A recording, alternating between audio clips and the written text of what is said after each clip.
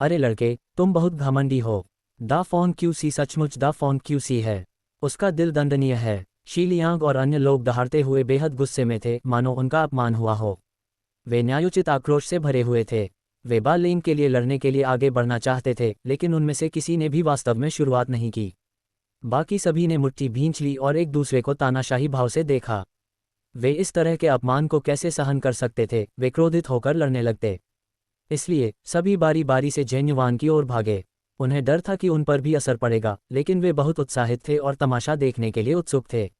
एक कानून प्रवर्तन हॉल का शिष्य था और दूसरा शुवान युवान साम्राज्य का शिष्य। मार्शल क्षेत्र लंबे समय से शांत था। क्या दोनों पक्षों के बीच कोई संघर्ष है? यह अप्रत्याशित है। बालिंग ने कोई हरकत नहीं की, लेकिन उसकी आंखें पहले से कहीं अधिक ठंडी थीं। वह सबको मार डालना चाहता था। उसका अथाह गुस्सा उसके आसपास मंडरा रहा था, जिससे लोगों को पता चल रहा था कि वह गुस्से में है। अच्छा, बहुत अच्छा। तुम पहले व्यक्ति हो जो मेरे लिए इतना दीवाना होने की हिम्मत कर रहे हो। मैं ताइकू निवास के बाहर तुम्हारा इंतजार करूंगा। आशा है कि तुम हमेशा के लिए वहीं छिपे रहोगे। आवाज़ धीमी हुई और बा लेंग का शरीर कांप उठा। वह मुड़ा और ताइकू घर से निकल गया। क्या बा लेंग इस तरह चला गया? ये दृश्य, हालांकि सभी की उम्मीदों से परे था, एक एक करके सब चौंक गए। ऐसा लगता है कि इस प्राचीन निवास का इतिहास कल्पना से कहीं अधिक भयानक है। बा लेंग ने कोई हरकत नहीं की, जाहिर है क्योंकि वह किनचेन से डरा हुआ था। एकमात्र संभावना ये थी कि वह ताइगुजू से डरा हुआ था। बा लेंग को हरकत न करते देख मोटी महिला ने भी चुपके से राहत की सांस ली। चलो सब लोग, कुछ पागल कुत्तों से परेशान मत हो। किनचेन ने हल्के से एक वाक्य कहा। उसका भाव स्वाभाविक और बेपरवाह था, वह संतुष्ट नहीं था। लोगों ने एक दूसरे को देखा, लेकिन किसी ने भी इसे हल्के में लेने की हिम्मत नहीं की। उस मोटी महिला ने किनचेन को गौर से देखा, फिर मुड़कर चली गई। थोड़ी देर में मंच पर फिर से धुआं दिखाई दिया और पहले की नर्तकियां फिर से नाचने लगीं। पल भर में ऐसा लगा जैसे धरती पर कोई जादुई लोग हो। हालांकि पूरे मंच पर एक हल्की सी बेचैनी छाई हुई थी, ठीक ज्वालामुखी के फटने से पहले की तरह, जो बहुत निराशाजनक थी। युवा स्वामी, आप यीशिन के लिए बा लेंग को क्यों नाराज कर रहे हैं? आप खुद को इस तरह खतरे में डाल रहे हैं और यीशिन इसे बर्दाश्त नहीं कर पाएगी। यीशिन ने धीरे से किनचेन के शरीर पर सिर रख कर कहा, उसकी सुंदर आंखें नम थीं। मिस यीशिन, आप कुछ ज्यादा ही भावुक हो गईं। क्या आप वादा करने को तैयार हैं? किनचेन मुस्कुराया, मानो पिछली घटनाओं का उस पर कोई असर ही न हुआ हो। बच्ची, यीशिन को तुम्हारी बहुत चिंता है।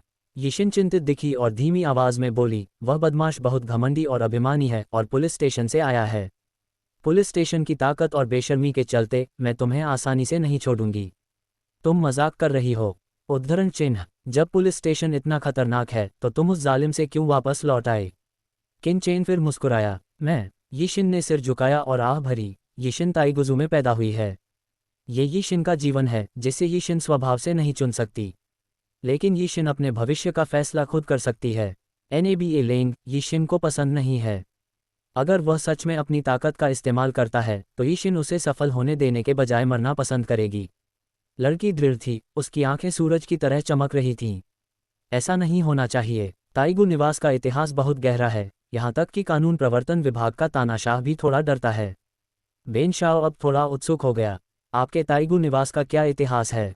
क्या ये कोई जादू का स्कूल है? किनचेन को संदेह हुआ।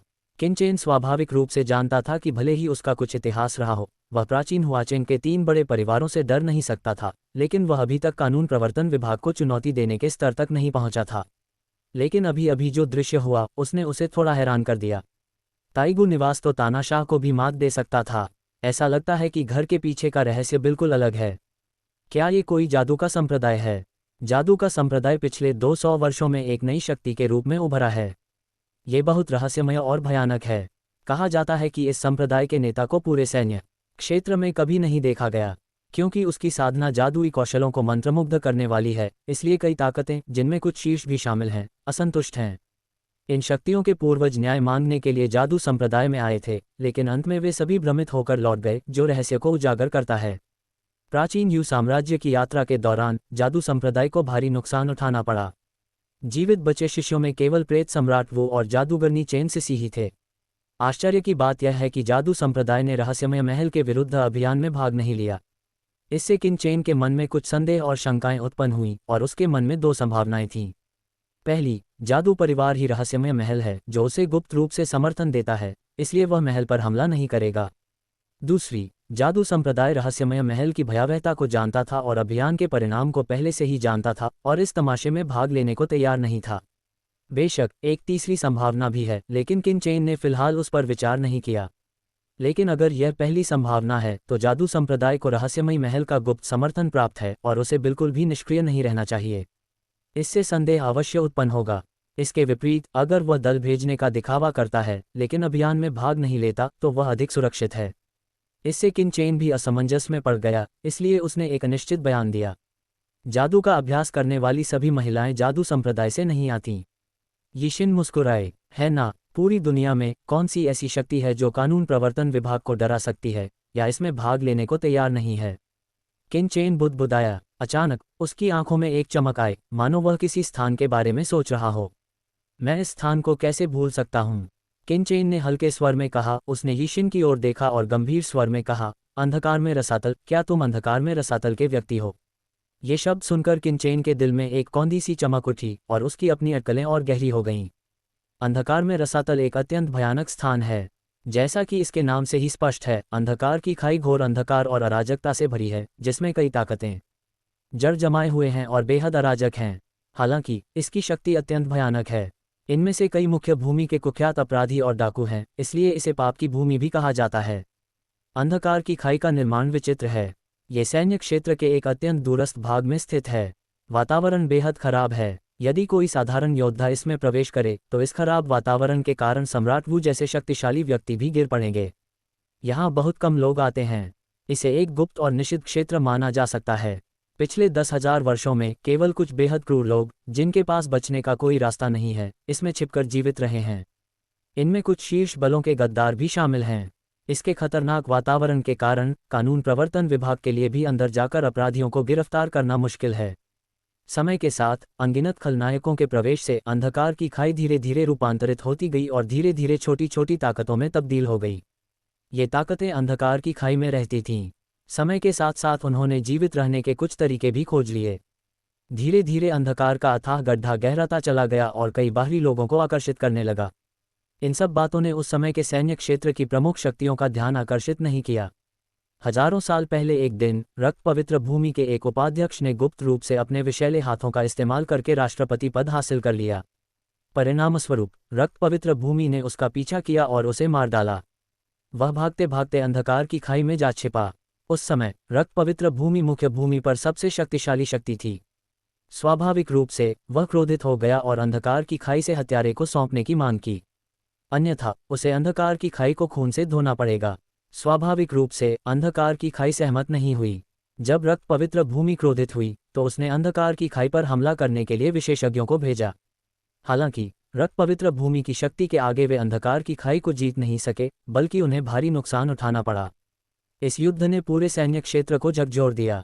उस समय रक्त पवित्र भूमि मुख्य भूमि पर सबसे शक्तिशाली शक्ति थी, इसलिए वह तुरंत क्रोधित हो गई और कानून प्रवर्तन विभाग और विभिन्न प्रमुख बलों के विशेषज्ञों को जुटाकर अंधकार की खाई पर जबरन हमला किया। लेकिन परिणाम आश्चर्यजनक था। अपनी भौगोलिक स्थिति का लाभ उठाते हुए अंधकार में रसातल ने कानून प्रवर्तन संघ को कई बार पराजित किया। बेशक अंधकार में रसातल की सीमा समाप्त हो चुकी थी। यदि हम आक्रमण जारी रखते तो भले ही अंधकार में रसातल को जीत लिया जाता, लेकिन प्रमुख बलों को भारी नुकसान उठाना पड़ता। उस समय कानून प्रवर्तन संघ सैन्य क्षेत्र के शीर्ष बलों द्वारा गठित एक निष्क्रिय संगठन था। रक्त की पवित्र भूमि में गद्दारी करने और अपनी ही सेना के कई शक्तिशाली लोगों की जान लेने के कारण शीर्ष बलों का स्वाभाविक रूप से विरोध हुआ। इसलिए जल्द ही कानून प्रवर्तन संघ के सैनिकों को भंग कर दिया गया और वे पीछे हट गए। उस समय रक्तमय पवित्र भूमि के पास दो विकल्प थे, एक तो उनके साथ पीछे हटना, दूसरा अपनी शक्तिशाली क्षमता के बल पर अंधकार में रसातल पर हमला करना। बेशक रक्तमय पवित्र भूमि को भी भारी नुकसान उठाना पड़ता। उस समय अध्यक्ष पद के लिए संघर्ष के कारण रक्तमय पवित्र भूमि विभाजित थी। यदि उसे फिर से हमला करने के लिए मजबूर किया जाता तो रक्तमय पवित्र भूमि अपनी प्रमुख शक्ति का स्थान खो देती। अंततः रक्तमय पवित्र भूमि के पास पीछे हटने का कोई विकल्प नहीं बचा। उस युद्ध ने अंधकार की खाई की भयावह स्थिति स्थापित कर दी। तब से मुख्य भूमि की प्रमुख शक्तियों ने अंधकार की खाई के लिए एक नियम बना लिया है, अर्थात एक बार कोई अंधकार की खाई में भाग जाए तो प्रमुख शक्तियां बलपूर्वक उनका पीछा नहीं करेंगी, बल्कि अंधकार की खाई को यह सुनिश्चित करना होगा कि वे जीवन भर अंधकार की खाई को पार न कर सकें। अन्यथा प्रमुख शक्तियां भारी नुकसान की परवाह किए बिना अंधकार की खाई को नष्ट कर देंगी। तब से अंधकार की खाई मुख्य भूमि का सबसे कुख्यात स्थान बन गई है। कहा जाता है कि अंधकार में खाई में कोई व्यवस्था नहीं है और उनमें से कुछ तो केवल हत्या और अत्याचार करते हैं। सौभाग्य से अंधकार में खाई की विशेषताओं और भौगोलिक स्थिति के कारण वहां गंभीर आंतरिक संघर्ष चल रहा है और कमजोर लोग एक दूसरे का खून चूसते हैं। हालांकि ये फिर से उभर नहीं पाया है और सैन्य क्षेत्र की प्रमुख शक्तियों से लड़ने के लिए बाहर नहीं आया है। तब से अंधकार की खाई सैन्य क्षेत्र में एक बुला हुआ स्थान बन गई है। यद्यपि इसमें कई शक्तिशाली शक्तियां हैं, वे सैन्य क्षेत्र की किसी भी शीर्ष शक्ति से कमजोर नहीं हैं, लेकिन इसके निष्क्रिय संगठन के कारण वे एकजुट नहीं हो पाते और प्रमुख शक्तियों द्वारा उन्हें महत्व नहीं दिया जाता। दोनों पक्ष एक दूसरे के अस्तित्व को नज़रअंदाज करते हैं, लेकिन किसी ने भी अंधकार की खाई के अस्तित्व को कम आंकने का साहस नहीं किया है। पिछले 1-2 हजार वर्षों में अंधकार की खाई से कुछ लोग सैन्य क्षेत्र में जड़ें जमाने, कुछ सेनाएं स्थापित करने और कुछ संसाधनों की खोज करने के लिए बाहर आए हैं। हालांकि दूसरा पक्ष प्रमुख शक्तियों के बीच संघर्ष में कभी भाग नहीं लेता। हालांकि सैन्य क्षेत्र की कुछ शीर्ष ताकतें जानती हैं कि दूसरा पक्ष मौजूद है, फिर भी वे इस पर आंखें मूंद लेती हैं। अब ताइगु निवास का व्यक्ति जादुई कौशल का अभ्यास कर रहा है, जिससे किनचेन को तुरंत अंधकार में रसातल की संभावना याद आ जाती है। अगर दूसरा पक्ष अंधकार में रसातल से आया है तो सब ठीक हो जाएगा। कानून प्रवर्तन कार्यालय इस पर ध्यान देने में आलसी है, लेकिन इस जगह को अनदेखा नहीं कर सकता। किनचेन का सवाल सुनकर यीशिन की आंखों में थोड़ी हैरानी झलकती है। उसकी आंखों में चमक आती है और फिर वह चुप हो जाती है। मत पूछो युवा स्वामी, यीशिन कुछ नहीं कहेगी। यीशिन ने सिर हिलाया। किनचेन मुस्कुराता है। हालांकि यीशिन कुछ नहीं कहती, लेकिन उसके हाव भाव से किनचेन को कुछ अंदाजा हो जाता है। अंधकार में रसातल, किनचेन बड़बड़ाता है, यह एक ऐसी जगह है जहां वह अपने पिछले जीवन में कभी नहीं गया था। अब कानून प्रवर्तन कार्यालय ताइगु निवास को लुभा रहा है। क्या वह अंधकार में रसातल को अपने कब्जे में लेना चाहता है? अगर उसे सफल होने दिया गया तो अंधकार में खाई में छिपे शक्तिशाली लोग खुलकर सामने आ जाएंगे।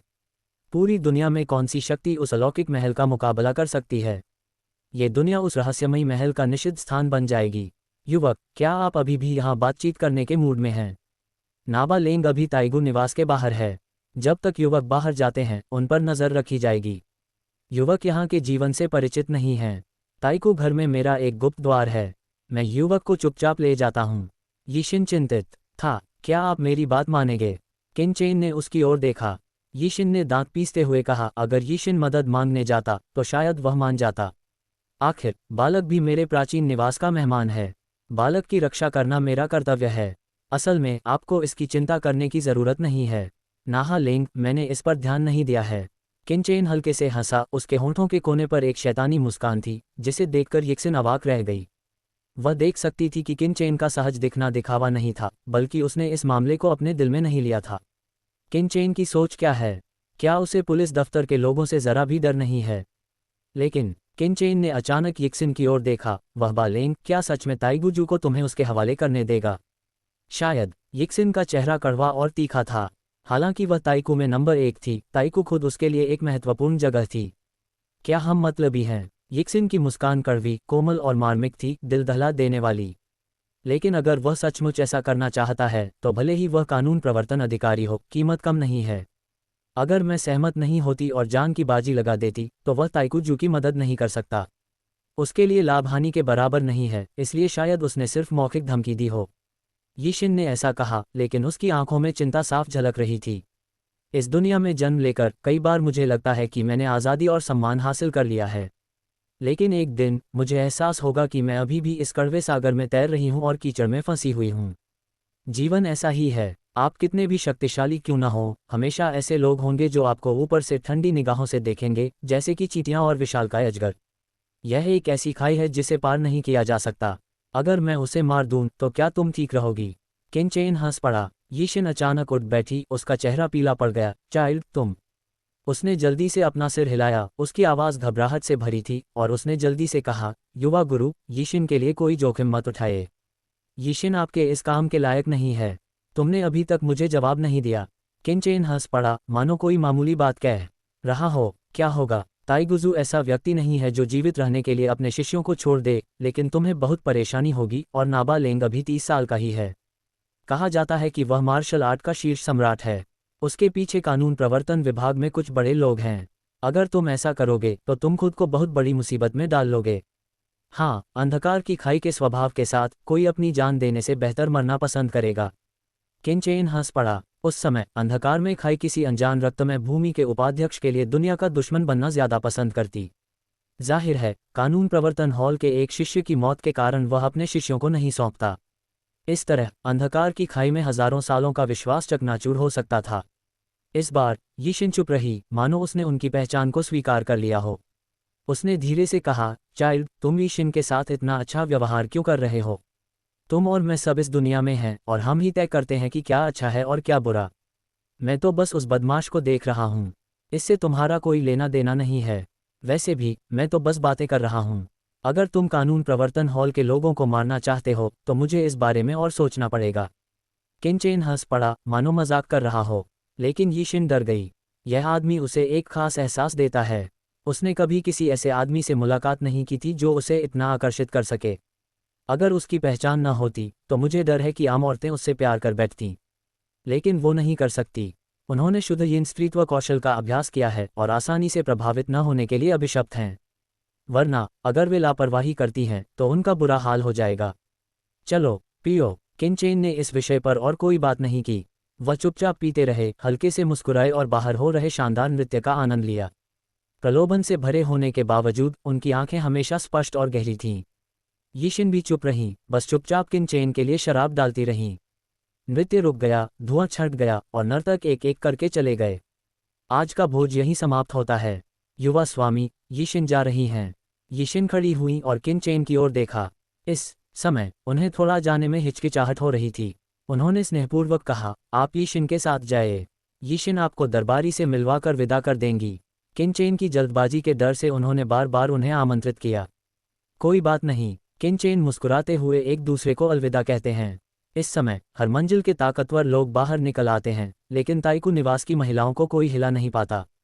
कई महिलाएं पहले ही जा चुकी हैं। केवल यिक्सिन 3 कदम और एक मोड़ पीछे मुड़कर हार मानने को तैयार नहीं है।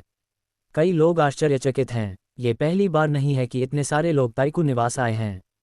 स्वाभाविक रूप से वे जानते हैं कि ताइकू की महिलाओं को प्रभावित करना कितना मुश्किल है। जब तक वे वास्तव में सबसे सभ्य व्यक्ति न हों, वे ऐसी महिलाओं को पहली नज़र में प्यार में नहीं डाल सकते और उन्हें अपनी भावनाओं के लिए सब कुछ चुकाने को तैयार नहीं कर सकते। लेकिन ये बेटा वास्तव में आर्किया को अपने पीछे सबसे पहले रखने में कामयाब हो जाता है। यह आश्चर्यजनक है। इसका क्या फ़ायदा? मास्टर बा लेंग बाहर इंतजार कर रहे हैं। उनके मरने में ज़्यादा देर नहीं लगेगी। शी लियांग ने ताना मारते हुए तिरस्कार व्यक्त किया। अच्छे खेल का इंतजार करो। मो लियुक्सिन भी व्यंग्य करता है। बाकी सब भी मुस्कुरा रहे थे, उत्साह देखने का इंतजार कर रहे थे। कैसा लगा? मिस यिक्सिन ने आपकी अच्छी सेवा की। तभी ताइकू की मोटी महिला आगे आए और मुस्कुराते हुए बोली, मिस यिक्सिन बहुत अच्छी हैं। किनचेन ने मुस्कुराते हुए कहा। मिस यिक्सिन ने भी छोटे मालिक की खूब तारीफ की। अगर आप नहीं रुकेंगे तो मैं ताइकू के लिए आपको टोस्ट दूंगी। मोटी महिला ने मुस्कुराते हुए कहा कि वह किनचेन को रोक रही है।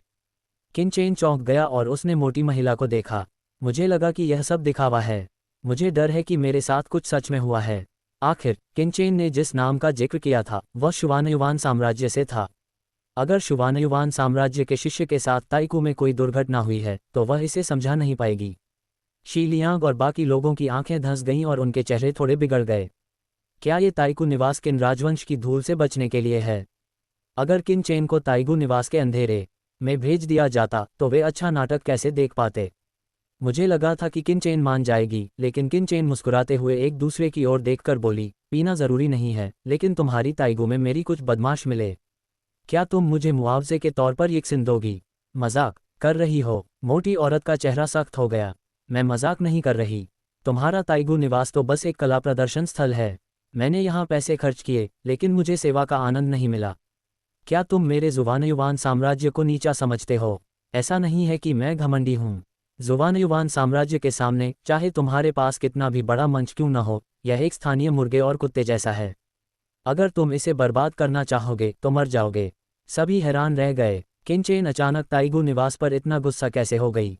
जुवानयुवान साम्राज्य ने सचमुच हर दिशा में अपना विस्तार किया था और वह इतना शक्तिशाली था कि उसकी तुलना जुवानयुवान साम्राज्य से करना मुश्किल था। मोटी महिला ने ठंडे स्वर में कहा, उसकी आंखों में थोड़ी नाराजगी थी। बस इतना जान लो। किनचेन ने उपहास किया और मोटी महिला पर नजर रखते हुए एक दूसरे को देखा। उसकी आंखों में अश्लीलता थी। उसने मुस्कुराते हुए कहा, मैंने अपना इरादा बदल दिया। यिक्सिन तो आगे बढ़ रही है, लेकिन उसके साथ खेलना ठीक नहीं है। तुम मोटी और भरी हुई हो, परिपक्व और कोमल हो। तुम बिस्तर में अच्छी होनी चाहिए। बेहतर होगा कि मैं प्रस्ताव रखूं। मैं मोलभाव नहीं करूंगा। मोटी महिला का चेहरा पूरी तरह उदास हो गया। चलते हैं। ठंडी सी आवाज में उसने मुड़कर जाने की कोशिश की। यह उबाऊ है। तुम कीमत क्यों नहीं तय करती? चाहे कितनी भी हो, मैं वादा करती हूं। छी, यह आकृत्य। किन राजवंश की सारी धूल उड़ गई। अगर किनचेन ताइगु निवास की मेहमान न होती, तो अगर उसने उसे छेड़ने की हिम्मत की होती तो उसे चाकू से काट दिया जाता। बहन शिन कैसी हैं? मोटी महिला पास ही बने एक मंडप की ओर चली गई। यिशिन ने थोड़ी चिंता से पूछा, क्या आपका मतलब इस व्यक्ति के खास होने से यही है? मुझे तो लगता है कि यह एक गुंडा है। मोटी महिला ने गुस्से से कहा। बिल्कुल नहीं। यिशिन हैरान रह गई। उसने अपना सिर घुमाया, लेकिन दूर से किनचेन को मुस्कुराते हुए देखा और फिर वह तेजी से चली गई। लड़का सचमुच बाहर है। चलो जाकर देखते हैं। हालांकि वह महिला अभी भी गुस्से में थी, लेकिन वह आगे बढ़ती रही। किनचेन और अन्य लोग कई मंडपों से गुजरते हुए ताइगु निवास के बाहर सड़क पर आ गए। सड़क के बीचों बीच एक राक्षस जैसा आदमी खड़ा था, जो जानलेवा इरादे से भरा हुआ था। वहां से गुजर रहे लोग उसकी खौफनाक छवि से डर गए। वे सब इधर उधर खड़े रहे और किसी की हिम्मत नहीं हुई कि उसके पास जाएं। उस खाली सड़क पर केवल एक ही व्यक्ति था। किनचेन और अन्य लोग बाहर निकले और सड़क पर खड़े उस बदमाश को देखते ही पहचान लिया। मास्टर बालेंग, लड़का बाहर है। शी लियांग सबसे पहले आगे आए और एक गंभीर मुस्कान के साथ बोली। मोलियुक्सिन भी उसके पीछे पीछे आए। इसके अलावा कई लोग उसकी चापलूसी करने के लिए आगे आए, लेकिन अधिकांश लोग दूर रुककर उत्सुकता से देखने का इंतजार कर रहे थे। बालेंग ने शी लियांग और अन्य लोगों पर ध्यान नहीं दिया, बल्कि धीरे से मुड़ गया। उसकी नज़र किनचेन पर पड़ी और उसने ताना मारते हुए कहा, मुझे लगा था कि तुम हमेशा इसमें छिपे रहोगे। लगता है तुम भी समझ गए हो कि भागने का कोई फायदा नहीं है। भागना? किनचेन ने मुस्कुराते हुए सिर हिलाया। इस दुनिया में हमेशा कुछ लोग ऐसे होते हैं जो खुद को सही समझते हैं। तुमने मुझे जानवर कहा था, तो अगर तुम आज जानवर की तरह मेरे पास रेंग सकते हो, तो शायद मैं तुम्हें मारने के बजाय एक मौका दे दूं। बालेंग ने दृढ़ता से कहा। क्या तुम्हें पता है कि तुम क्या कह रहे हो? किनचेन ने अपनी आंखें सिकुड़ते हुए ठंडी आवाज में कहा, क्या तुम्हें पता है कि मैं कौन हूं? जुवानयुवान साम्राज्य का सम्राट घमंडी है। मैं जुवानयुवान साम्राज्य का सम्राट हूं। तुम कुछ भी नहीं हो। जुवानयुवान सम्राट दुनिया में आया है। बालेंग ने ताना मारा। उसके लहजे में व्यंग्य साफ झलक रहा था। श्री बालेंग, उससे इतनी बातें क्यों कर रहे हो? बस ले लो। क्या जुवानयुवान साम्राज्य कानून प्रवर्तन कार्यालय के सामने कुत्ते की तरह नहीं खड़ा है? यहाँ तक कि सम्राट जुवानयुवान भी बुरी तरह घायल हो चुके हैं। उनका साम्राज्य कितना घमंडी है। शी लियांग और अन्य लोगों ने उपहास किया। बेशर्म, किनचेन गुस्से से बोला, क्या तुम मेरे जुवानयुवान साम्राज्य का अपमान करने की हिम्मत करते हो? मानो या न मानो, मैं आज तुम्हें मार डालूंगा। तुम्हारा इतिहासकार तो पादने की भी हिम्मत नहीं करेगा। और तुम, मो परिवार, लगता है तुम एक शाही शक्ति हो।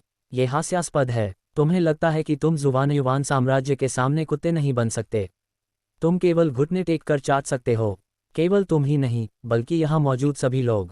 जब जुवानयुवान सम्राट सैन्य क्षेत्र को एकजुट करेंगे, तो मैं चाहता हूं कि तुम घुटने टेक कर गंदगी खाओ। किनचेन के घमंड ने कई लोगों को क्रोधित कर दिया। शी लियांग और अन्य लोगों की तो बात ही छोड़ो। अन्य शक्तिशाली लोग भी किनचेन को यहीं मार डालना चाहते हैं। ये बहुत ही घमंडी है। हालांकि कोई हिला नहीं। सब बालेंग को देख रहे थे। यहाँ वह केंद्र में था। इस समय महिलाओं का एक समूह उसे घूर रहा था। यिशिन, तुम कहती रही हो कि यह व्यक्ति खास है। मैं भला भला कैसे महसूस कर सकती हूँ? एक महिला की आवाज़ सुंदर थी और किनचेन के भद्देपन से घृणा व्यक्त कर रही थी। यिशिन भी दंग रह गई।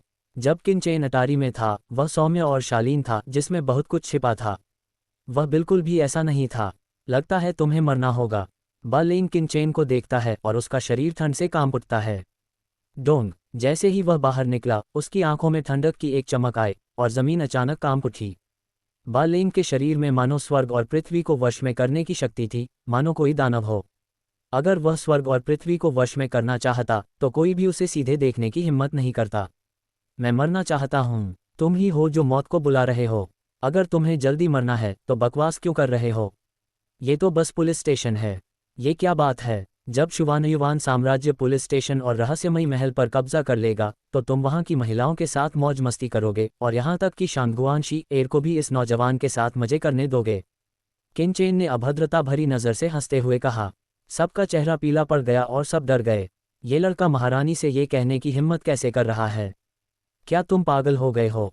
अगर ये बात फैल गई तो लेन को धमकाने की तो बात ही छोड़ो, पुलिस स्टेशन और रहस्यमयी महल के लोग गुस्से से आग बबूला हो जाएंगे और उसे टुकड़े टुकड़े कर देंगे। क्या उसे शुभानयुवान साम्राज्य और पुलिस स्टेशन के बीच एक और संघर्ष शुरू होने का डर नहीं है? तुम मरना चाहते हो? बा लेंग इतना गुस्से में कैसे हो सकता है? वो नाई को कैसे दबा सकता है? उसका पूरा शरीर हत्या की भावना से भरा हुआ है और उसकी जादुई शक्ति पूरी तरह से खिल उठी है। बूम! वह एक निरंकुश शासक की तरह था। वह किनचेन के पास आया और आकाश पृथ्वी के शून्य को चीरते हुए अपना हाथ उठाया। बूम! इस प्रहार से शून्य कांप उठा और भयानक क्रोध अतुलनीय था। डरावना जेन्युवान एक जादुई हाथ की तरह हिंसक रूप से नाच रहा था। उसके आसपास के बलवान लोग एक एक करके पीछे हट गए और उनके चेहरे भयभीत थे। ये भयानक था। क्या ये वही अभिमानी और शक्तिशाली व्यक्ति है जो कानून प्रवर्तन कार्यालय में था? वह केवल 30 वर्ष से अधिक आयु का था। वह मार्शल आर्ट का शीर्ष सम्राट था। उसकी उपलब्धियां भयानक और विस्मयकारी थीं। वह दरबार के अन्य मार्शल सम्राटों से कहीं अधिक श्रेष्ठ था। उसकी सांसें इतनी भरी हुई थीं कि लोगों को सांस लेने में भी कठिनाई हो रही थी। ऐसा लग रहा था जैसे उनके शरीर पर एक भारी पत्थर रखा हो। वह लड़का मरने वाला है। सभी के मन में यही विचार था और शीलियांग और मो लियुक्सिन की आंखें और भी भयंकर और उत्तेजित थीं। वे किनचेन के अगले भाग्य की कल्पना भी कर सकते थे। बूम! भयंकर गर्जना सुनाई दी और बा लेंग की मुट्ठी गिरी। सभी के अविश्वास के बीच किनचेन बिल्कुल भी नहीं छिपा, पीछे नहीं हटा, बल्कि उसी मौके से आगे बढ़ा। जिस क्षण उनकी मुट्ठियां टकराईं, ऐसा लगा मानो कोई भयानक तूफान आ गया हो। धरती कांप रही थी, जमीन लगातार फट रही थी और सड़कें फट रही थीं। एक ही वार में दोनों पक्ष बराबर हो गए। क्या वे इतने चौंक गए कि उन्हें अपने सामने का दृश्य देखकर विश्वास नहीं हो रहा था? बा लेंग की ताकत ने उन्हें चौंका दिया था, लेकिन उस युवक ने अप्रत्याशित रूप से उन्हें रोक भी दिया। दोनों पक्ष एक दूसरे के सामने खड़े थे और किसी भी कीमत पर पीछे नहीं हटेंगे। जुवानयुवान साम्राज्य इतना शक्तिशाली है। लोग एक ही समय में चौंक गए। फिर उन्हें एहसास हुआ कि यद्यपि जुवानयुवान साम्राज्य को कुछ समय पहले सम्राट जुवानयुवान द्वारा गंभीर रूप से घायल कर दिया गया था, फिर भी यह ईथर महल को छोड़कर मुख्य भूमि की शीर्ष शक्तियों में से एक था। उनमें से प्रतिभाशाली व्यक्ति को झूठा नाम कैसे मिल सकता है?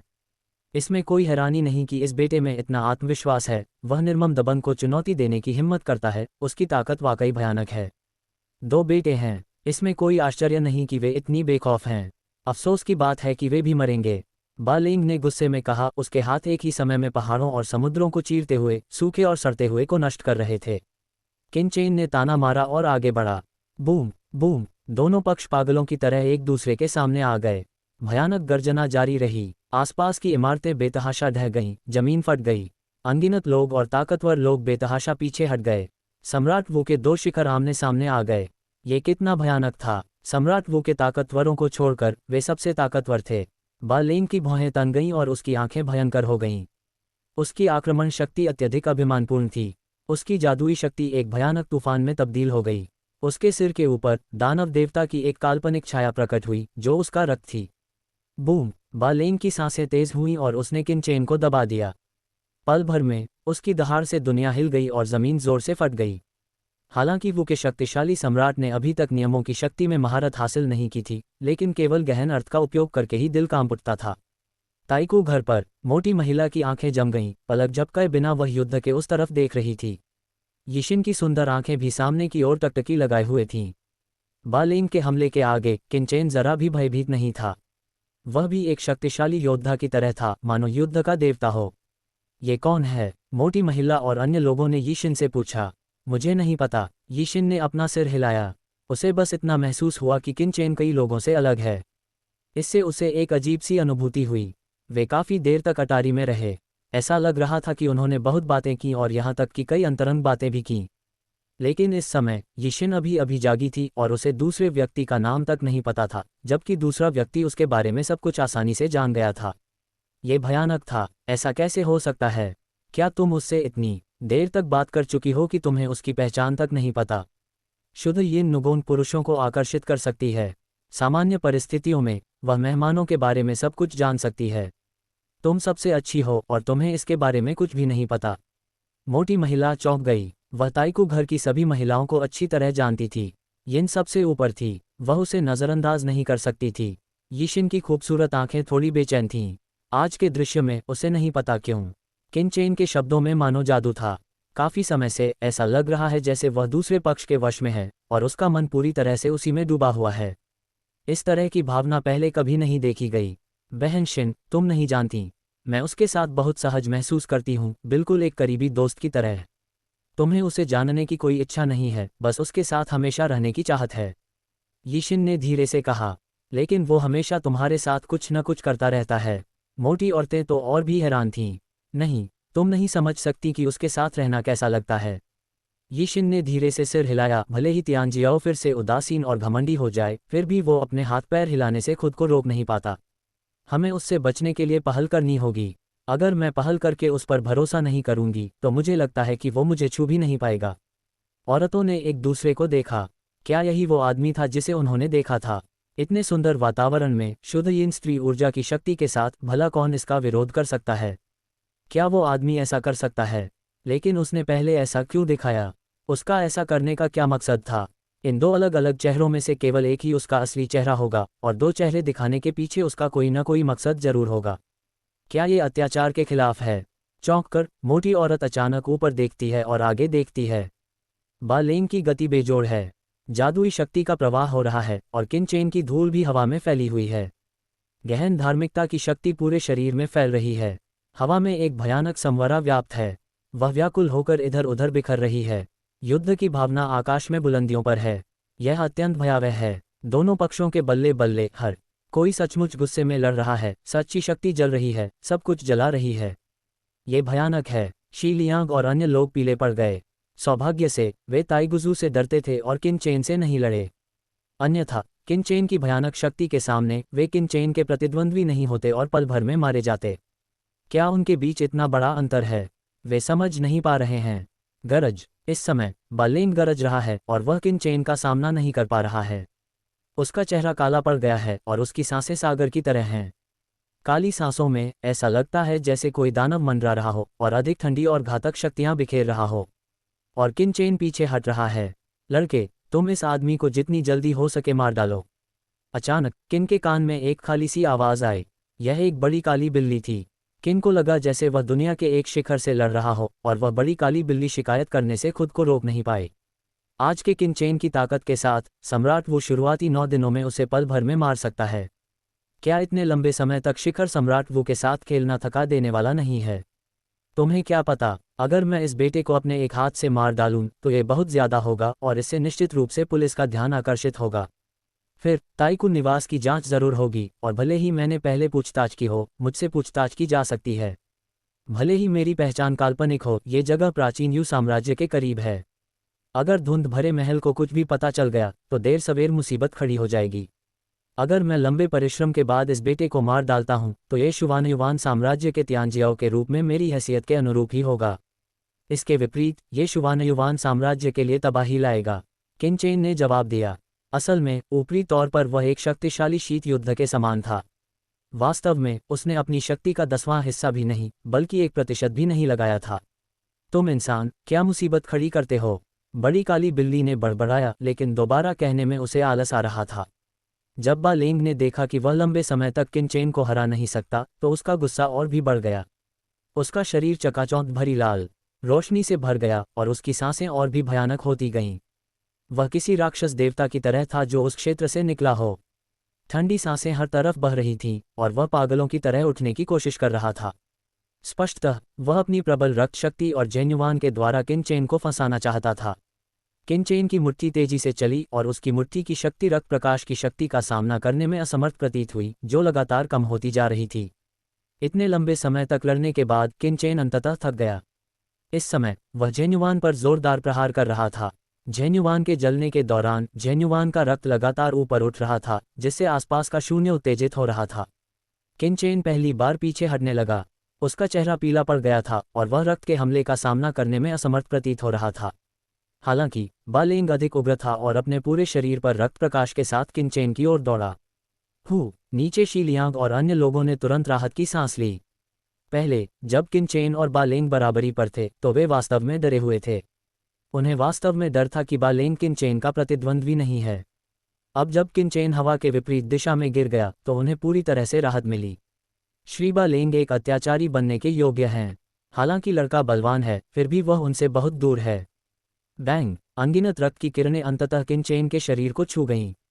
किनचेन के चेहरे पर दर्द का भाव आ गया। बा लेंग एक भयंकर मुस्कान के साथ ऊपर की ओर उड़े। उस क्षण उनका चेहरा किसी खूंखार भूत की तरह क्रूर था। जुबान युवान साम्राज्य का एक लड़का जो खुद को कुछ हुनरमंद समझता है, मुझे चुनौती देने की हिम्मत करता है। आज मैं तुम्हें बता दूंगा कि अगर तुमने मुझे नाराज किया तो मैं तुम्हें इतनी जल्दी नहीं मारूंगा। मैं तुम्हें इतना दुखी करूंगा कि तुम्हें अपने किए पर पछतावा होगा। बा लेंग जानता है कि उसके रक्त प्रकाश ने किनचेन को गंभीर रूप से घायल कर दिया है और उसे जकड़ लिया है। अनगिनत रक्त प्रकाश टेंटेकल्स की तरह किनचेन के भागने के रास्ते को घेर रहे हैं। वह अपना दाहिना हाथ आगे बढ़ाता है और किनचेन की गर्दन पकड़ लेता है।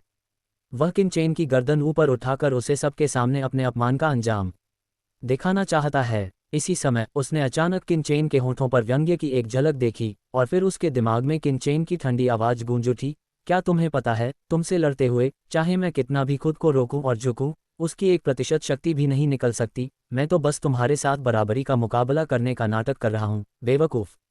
जब बा लेंग ने यह सुनकर कोई प्रतिक्रिया नहीं सुनी तो उसे अचानक अपने पूरे शरीर में झंझनाहट महसूस हुई। फिर उसने देखा कि किनचेन के हाथ में एक तलवार प्रकट हो गई है। तलवार अचानक गहरे प्रकाश के साथ निकली। उसने तलवार को अपने ही वायुसागर में घुसते देखा, लेकिन वह हिल नहीं सका। एक भयानक शक्ति ने पूरे शरीर को शून्य में जकड़ लिया। तुम, बा लेंग की ठंडी आंखों में खौफनाक भाव उभर आया और उसने तुरंत अपने मन में सम्राट वू के विचार को जगाने की कोशिश की। कानून प्रवर्तन हॉल के त्यांजियाओ होने के नाते क्या उसके पास सम्राट वू की आत्मा नहीं होगी? इससे पहले कि वह कुछ कह पाता, एक भयानक आत्मिक आघात उसके शरीर में प्रवेश कर गया। धड़ाम। इससे पहले कि वह कुछ कह पाता, उसका मन इस भयानक आत्मिक शक्ति से घिर गया। सम्राट वू के गुरु के विचार को कुछ गड़बड़ महसूस हुई और वह सक्रिय होने ही वाला था। ये तुरंत इस आत्मिक शक्ति से टूट गया और गायब हो गया। क्या? बा लेंग की आंखें भयभीत थीं। उसने गुस्से से किनचेन को देखा और पूछना चाहता था कि तुमने ये कैसे किया। दुर्भाग्य से वह कुछ कह नहीं सका, क्योंकि उसने महसूस किया कि उसकी ऊर्जा का सागर इस तलवार से कुचल गया है और एक भयानक शक्ति उससे बाहर निकल रही है। शीर्ष सम्राट वू के रूप में उसकी साधना भी इसका विरोध करने में सक्षम नहीं थी, इसलिए वह पल भर में बिखर गया। तुम शक्तिशाली सम्राट नहीं हो, तुम सम्राट वू हो। बा लेंग चीखा, लेकिन उसकी आवाज़ सुनाई नहीं दी। मरने से पहले वह आखिरकार जाग उठा। किनचेन की शक्ति उससे कई गुना अधिक थी। दुर्भाग्य से उसे यह बात बाद में पता चली। पूफ! तलवार में विनाशकारी शक्ति का विस्फोट हुआ और बा लेंग चीख उठा। पल भर में उसका पूरा शरीर राख में तब्दील हो गया। मरने से पहले उसकी आंखों में बेहद निर्दयता थी। अगर उसे पता होता कि किनचेन की ताकत इतनी भयानक है तो वह कभी किनचेन के इतने करीब नहीं आता। लेकिन यहाँ क्या हुआ? इतिहासकार के पूर्वज ने ठंडे स्वर में कहा, वह कौन आदमी था जो पहले शून्य में भाग गया था? मेरे प्राचीन शहर में, क्या तुम मेरी तरफ ध्यान नहीं देते? उसके बाल लहरा रहे थे और वह राजसी लग रहा था। सम्राट वू का प्रभाव एक नज़र में देखा जा सकता था। उसकी भयानक महिमा ने अनगिनत लोगों और शक्तिशाली लोगों को थरथरा दिया। लाओजू, कानून प्रवर्तन हॉल का गुंडा। वह था। शीलियांगजान कांपते हुए बोला, उसकी आवाज़ कांप रही थी और उसके शब्द स्पष्ट नहीं थे। कानून प्रवर्तन हॉल? कौन सा कानून प्रवर्तन हॉल? उसे क्या हुआ है? क्या तुम्हारा मतलब है कि जो आदमी अभी अभी शून्य में भाग निकला है वह पुलिस दफ्तर का गुंडा है? बूढ़े आदमी का चेहरा बदल गया और काई परिवार और झांग परिवार के पूर्वजों के चेहरे भी बदल गए। नहीं, शून्य में भागने वाला बा लेंग नहीं है, बल्कि वह हत्यारा है जिसने उसे मारा था। शीलियांग को अपनी बात पूरी करने में काफी समय लगा।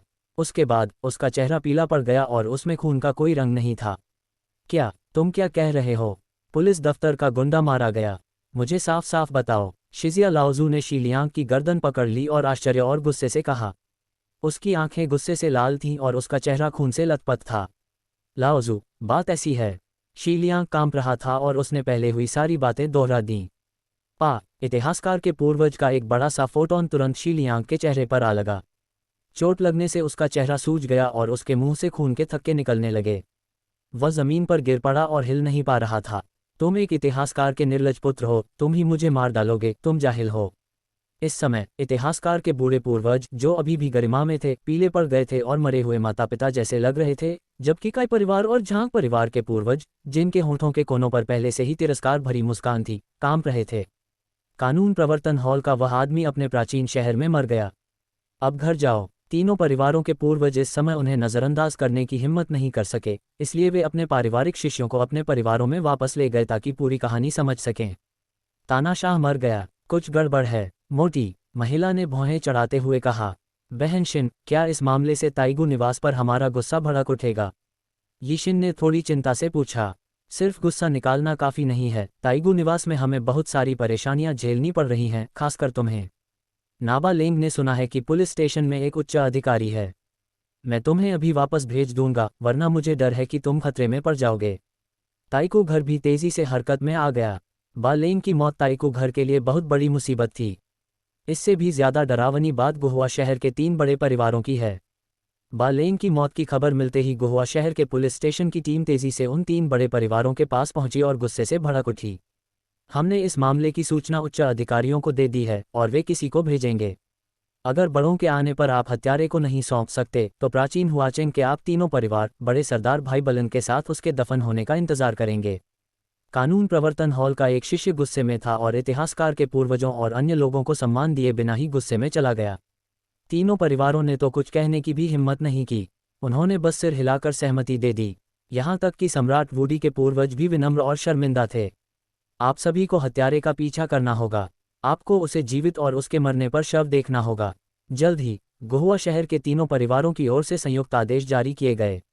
इसके अलावा शहर में आपातकालीन मार्शल लॉ लागू कर दिया गया था और किसी को भी अंदर या बाहर जाने की अनुमति नहीं थी। फिर तीनों परिवारों के कई लोग आसमान में उड़ गए और प्राचीन चीन शहर के बाहर खोजबीन करने लगे। शक्तिशाली लोग टिड्डियों की तरह इधर उधर बिखर गए और वातावरण घुटन भरा हो गया। आज रात प्राचीन चीन के शहर में नींद हराम होने वाली थी। पूरा प्राचीन चीनी शहर दहशत में था। प्राचीन चीन के शहर से हजारों मील दूर एक गुफा में किनचेन ने स्वर्ग और पृथ्वी के जैद पात्र को सरसों के दाने के आकार में बदल दिया और स्वयं उस जैद पात्र में प्रवेश कर गया। स्वर्ग और पृथ्वी द्वारा निर्मित जैद पात्र में एक विलक्षण स्थानिक शक्ति थी जिसे शक्तिशाली वू सम्राट भी आसानी से नहीं पा सकते थे। वू सम्राट के 3 बड़े परिवारों की तो बात ही छोड़िए। गुरुजी, बाहरी दुनिया में अब क्या हाल है? किनचेन के क्यानकुन कहवा जैद पात्र में प्रवेश करते ही कंकाल नाविकों का नेता और अन्य लोग पास आ गए।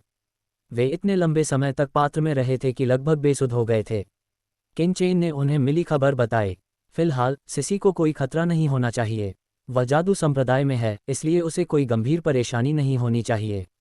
अभी मुझे कियानिक्सु और रुयुए की चिंता है, खासकर कियानिक्सु की। अगर शांगगुआन शी एर को पता चल गया कि इसका मुझसे कोई संबंध है तो मुझे डर है कि उसे परेशानी होगी।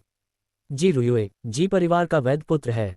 शांगगुआन शी एर जी रुयुए को अपने साथ ले जाना चाहे तो उसे इस पर विचार करना होगा। लेकिन कियानिक्सु अलग है। वह उत्तरी आकाश क्षेत्र से आती है और उसका कोई पूर्व प्राच्य नहीं है। वह रहस्यमयी महल के निशाने पर आसानी से आ सकती है। बेशक कियानिक्सु के पास परजीवी बीज और अद्भुत प्रतिभा है, इसलिए अगर यह उजागर भी हो जाए तो शायद जानलेवा न हो, लेकिन किनचेन चाहता है कि कियानिक्सु किसी भी खतरे में न पड़े। गुरुजी, अगर आपको स्वामिनी की चिंता है तो चलिए सीधे दिव्य महल चलते हैं और स्वामिनी को बचाते हैं। खोपड़ी वाले हेल्मसमैन और मिर्कला ने धीरे से कहा। इथरियल पैलेस को कम मत समझो। यह इतना आसान नहीं है जितना सतह पर दिखता है मुख्य भूमि का शीर्ष होना। किनचेन इथरियल पैलेस को बिल्कुल भी तुच्छ नहीं समझता था। हालांकि मैजिक काला और कंकाल हेल्मसमैन ने काफ़ी शक्ति प्राप्त कर ली थी। उनमें से मैजिक काला की शक्ति दिवंगत सम्राट वू के करीब पहुंच गई थी और कंकाल हेल्मसमैन भी मध्य शिखर सम्राट वू के बराबर था। वह दिवंगत सम्राट वू से केवल एक कदम दूर था। यहाँ तक कि किनचेन की अपनी शक्ति भी बेहद जबरदस्त थी। लेकिन इथरियल पैलेस बेहद खतरनाक था। पर्याप्त आश्वासन के बिना किनचेन कभी भी जल्दबाजी में कोई कदम नहीं उठाएगा। जब तक कियानिक्सु वास्तव में खतरे में न हो, वह अपनी जान की परवाह किए बिना उसे बचाने जाएगा। और उसने कंकालनुमा नाविक और जादुई काला की ओर देखा, जो एकमात्र मार्शल सम्राट स्वामी थे जिनका वह अब उपयोग कर सकता था।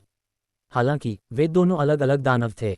एक बार जब वे शुरू हो जाते तो साधारण सम्राट वू को शायद कुछ भी दिखाई न देता, लेकिन शीर्ष शक्तियों के कुछ शक्तिशाली लोगों को निश्चित रूप से कुछ सुराग मिल जाते जिससे उनके लिए मुसीबत खड़ी हो जाती। 2 का बहुत स्पष्ट होना धुंधले महल जैसी शक्तियों द्वारा आसानी से निशाना बनाया जा सकता है। ये किनचेन के लिए भी सिरदर्द है। वास्तव में यह एक अच्छा उपाय है। किनचेन की परेशानी को जानते हुए बड़ी काली बिल्ली हंसी। क्या तुम्हारे पास उन 2 दानवों की पहचान से निपटने का कोई तरीका है? किनचेन ये देखकर उत्साहित हो गया। यह मैं नहीं हूँ, ये लाओ युआन है। बड़ी काली बिल्ली ने प्राचीन जानवर की ओर इशारा किया। मेरे पास उनके शरीर की दुष्ट आत्मा को पूरी तरह से नियंत्रित करने का एक तरीका है। प्राचीन काल में मूल जानवर वहीं लेटा हुआ था और कलश की ध्वनि हवा में गूंज रही थी। विभिन्न राक्षसों की श्वास वास्तव में विभिन्न राक्षसों की भूमि की विशेष सच्ची युआन श्वास है।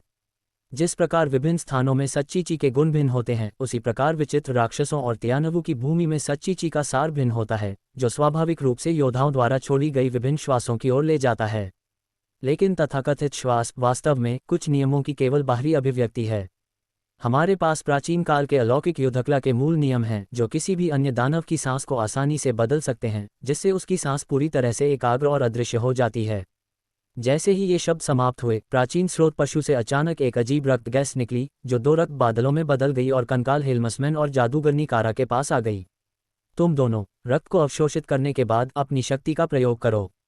खोपड़ी हेल्मसमैन और माइकाला ने एक दूसरे को देखा और धीरे धीरे अपने सामने के रक्त को अपने शरीर में समाहित कर लिया। वह दृश्य जिसने किंचेन को चौंका दिया घटित हुआ। रक्त को सोखने के बाद दानव काला और कंकाल हेल्मसमैन की दुष्ट आत्माएं धीरे धीरे एक साथ आ गईं। जब दोनों राक्षसों ने अपनी सांस पूरी तरह से रोक ली, तो जादुई काला और कंकाल हेल्मसमैन पर मौजूद दुष्ट सांस पूरी तरह से गायब हो गई। धमाका। इसके अलावा हालांकि कंकाल हेल्मसमैन और जादुई कार्ड के हाथ मिलाने पर उनमें अभी भी ठंडी और दुष्ट ऊर्जा का अंश था, लेकिन इस तरह की दुष्ट ऊर्जा जादुई कौशल के अभ्यास के समान थी, पर यह मूल दुष्ट ऊर्जा जितनी स्पष्ट नहीं थी, जिसे एक नज़र में देखा जा सकता था। अद्भुत। किंचेन सुखद रूप से आश्चर्यचकित हुआ। इस तरह वह जादुई काला और कंकाल हेल्मसमैन को स्वर्ग और पृथ्वी से सुरक्षित रूप से बाहर ले जाकर जैद थाली बना सकता था। उसे इन दोनों की दुष्ट आत्माओं द्वारा विभिन्न शक्तियों का ध्यान आकर्षित करने की चिंता नहीं करनी थी। वह दुष्ट मार्ग के शक्तिशाली व्यक्ति होने का दिखावा कर सकता था। तुम दोनों मुझे मानवीय चेहरा दिखाओ, किंचेन ने फिर कहा। कंकाल हेल्मसमैन के नेता ने तुरंत सिर हिलाया। वह किंचेन के बगल से गुजर रहा था।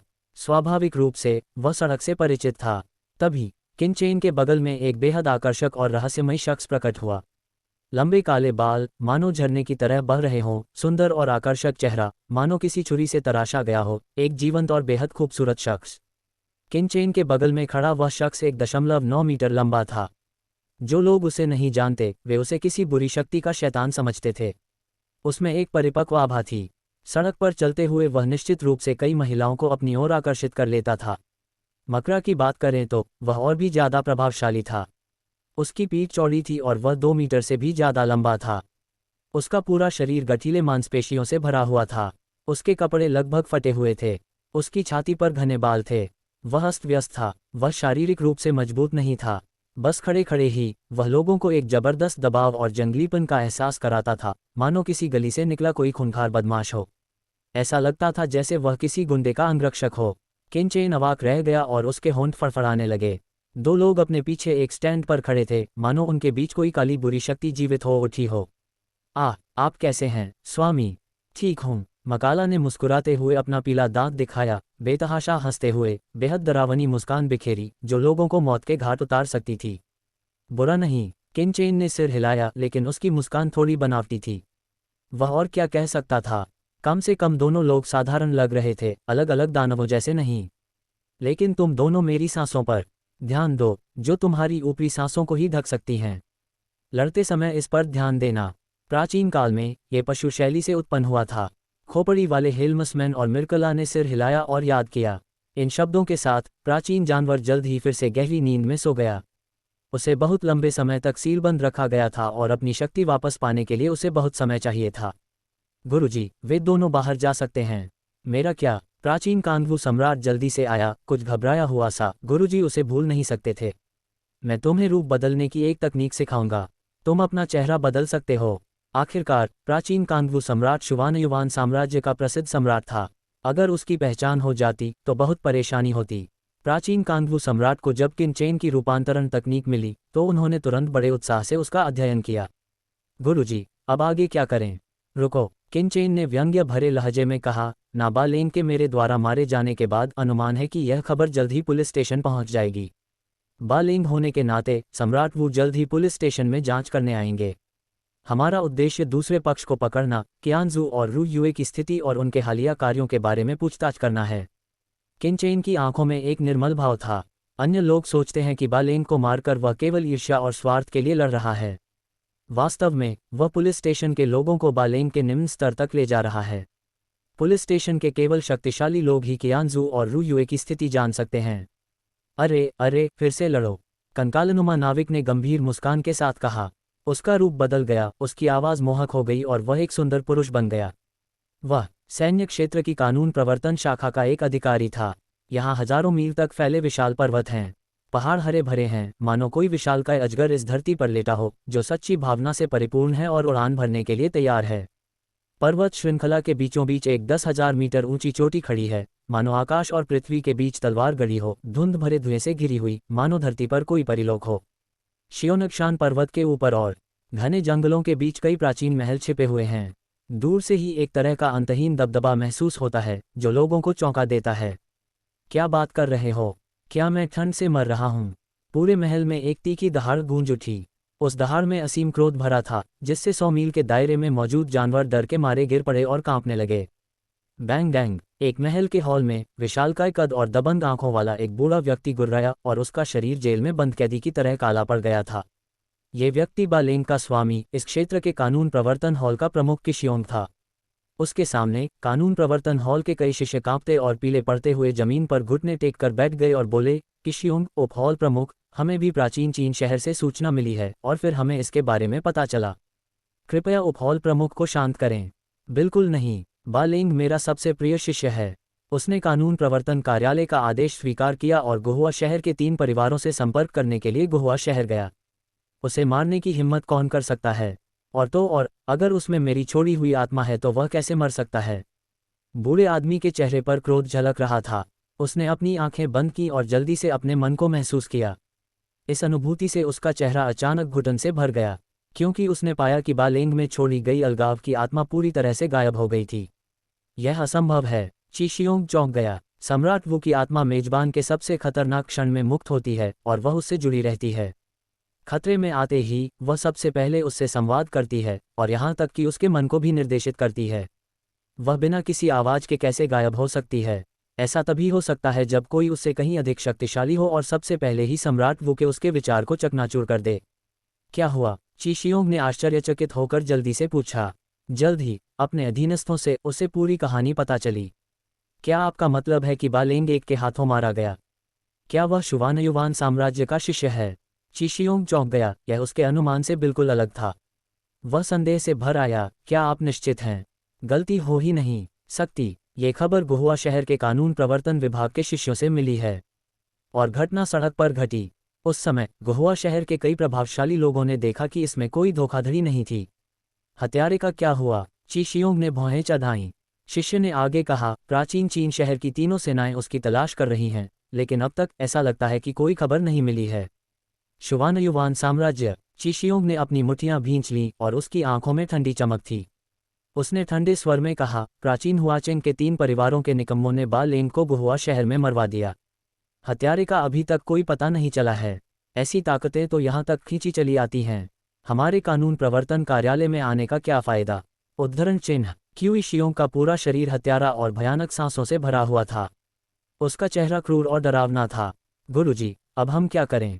चिशियोंग की आंखें ठंडी थीं और उन्होंने ठंडे स्वर में कहा, मुझे तुरंत आदेश भेजिए कि हमारी शाखा के सभी कानून प्रवर्तन हॉल के शिष्यों को प्राचीन चीन नगर पर कब्जा करने के लिए मेरे साथ भेजा जाए। इसके अलावा प्राचीन चीन नगर के आसपास की अन्य कानून प्रवर्तन हॉल शाखाओं और प्रमुख बलों के लिए भी मुझे वांछित घोषित करने का आदेश जारी कीजिए। यदि हत्यारा मिल जाता है तो हमारा कानून प्रवर्तन हॉल एक विस्तृत रिपोर्ट देगा। इस उप हॉल का नेता दूसरा पक्ष शुवानयुवान साम्राज्य से है और शुवानयुवान साम्राज्य के शिष्य वांछित हैं। अगर आप ऐसा करते हैं तो क्या इससे फिर से संघर्ष होगा? क्या आप निर्देश चाहते हैं? शिष्य बेचैन था। एक थप्पड़ की आवाज से शिष्य तुरंत हिल गया। उसके मुंह और नाक से खून बहने लगा। कृपया, क्या आपको निर्देश चाहिए? शुवानयुवान साम्राज्य के लोगों का कोई कानून नहीं है।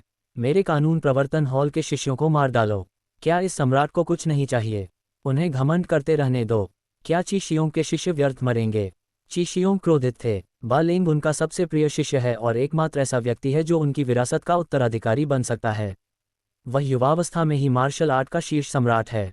अगले 3-5 वर्षों में, ज्यादा से ज्यादा 10 वर्षों में, वह 9 दिनों का सम्राट और उनका दाहिना हाथ होगा। लेकिन अब उसका पतन इतना दुखद है और उसके अधीनस्थ अभी भी शीर्ष पर हैं और निर्देश मांग रहे हैं। ऐसे में वह क्रोधित क्यों न हो? कृपया मुझे क्षमा करें। विस्मयादिबोधक चिन्ह। मंदिर के स्वामी क्रोधित नहीं हैं। कई शिष्य कांपते हुए डर से बोले। चिशियोंग ने ठंडी सांस ली। किसी कारणवश वह हमेशा थोड़ा बेचैन महसूस करता था। ऐसा लगता था कि वह थोड़ा सतर्क था क्योंकि उसका मन चुपचाप नष्ट हो रहा था।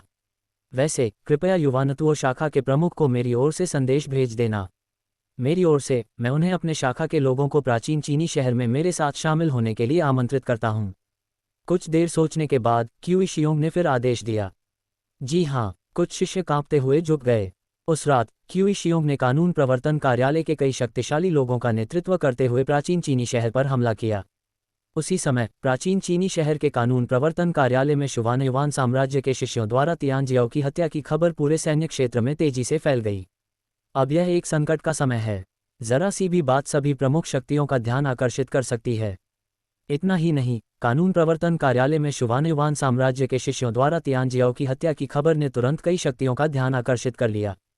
क्या शुवानयुवान साम्राज्य फिर से रहस्यमयी महल के साथ एक बड़ा युद्ध करने जा रहा है? शांत होना आसान नहीं है। क्या शुवानयुवान साम्राज्य वास्तव में अपनी पहल पर मुसीबत खड़ी कर रहा है? उद्धरण चिन्ह। क्या थोड़ी शांति हुई? इन दिनों कानून प्रवर्तन कार्यालय ने सैन्य क्षेत्र की सभी महान शाही सेनाओं को अपनी ओर आकर्षित कर लिया है। मुझे लगता है कि कानून प्रवर्तन कार्यालय के कुछ गुप्त इरादे हैं। उद्धरण चिन्ह। भले ही कानून प्रवर्तन केंद्र सभी प्रमुख बलों को आकर्षित कर ले, इसका मतलब यह नहीं है कि शुवानयुवान साम्राज्य के लोग कानून प्रवर्तन केंद्र के शिष्यों को मनमाने ढंग से मार सकते हैं। उद्धरण चिन्ह। लेकिन मुझे ये कैसे पता चला कि कानून प्रवर्तन केंद्र के लोगों ने ही पहले उपद्रव किया और शुवानयुवान साम्राज्य के शिष्यों को लड़ने के लिए मजबूर होना पड़ा? भले ही उपद्रव करने वाला कोई भी हो और कानून प्रवर्तन केंद्र के शिष्य मारे जाएं, तो दिव्य महल कैसे हार मान सकता है? बहुत चर्चा और ध्यान केंद्रित था। हालांकि यह केवल दो सम्राटों के बीच का संघर्ष था, लेकिन शुवानयुवान साम्राज्य और कानून प्रवर्तन केंद्र से संबंधित होने के कारण इसने बहुत ध्यान आकर्षित किया। अगले ही दिन खबर आई कि कानून प्रवर्तन केंद्र प्राचीन चीनी शहर के पास स्थित दो उपकेंद्रों में स्थित है। वे सभी एक साथ निकले और सैकड़ों शक्तिशाली कानून प्रवर्तन अधिकारी प्राचीन शहर की ओर रवाना हुए।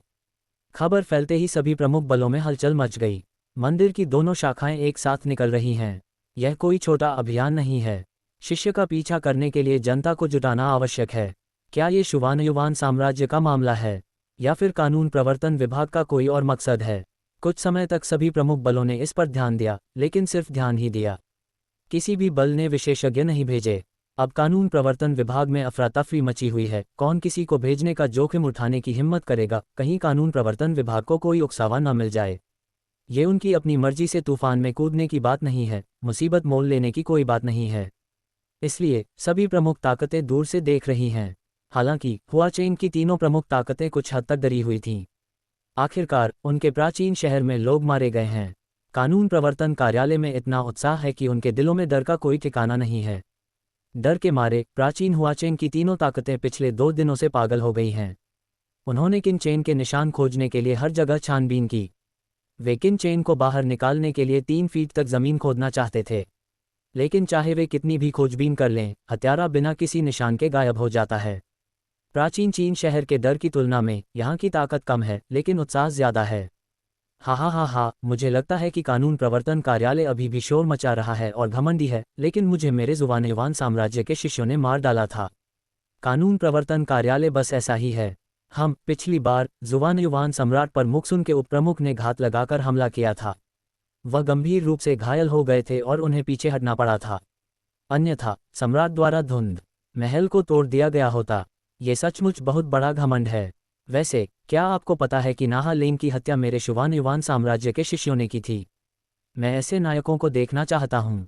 शुवानयुवान साम्राज्य के लोगों में बहुत से लोग उत्साह से बातें कर रहे थे और पहले से कहीं अधिक निश्चिंत महसूस कर रहे थे। सभी प्रमुख शक्तियों ने युद्ध में हाथ मिला लिया था और सम्राट शुवानयुवान गंभीर रूप से भाग गए थे, जिससे मुख्य भूमि पर शुवानयुवान साम्राज्य की प्रतिष्ठा को भारी नुकसान हुआ था।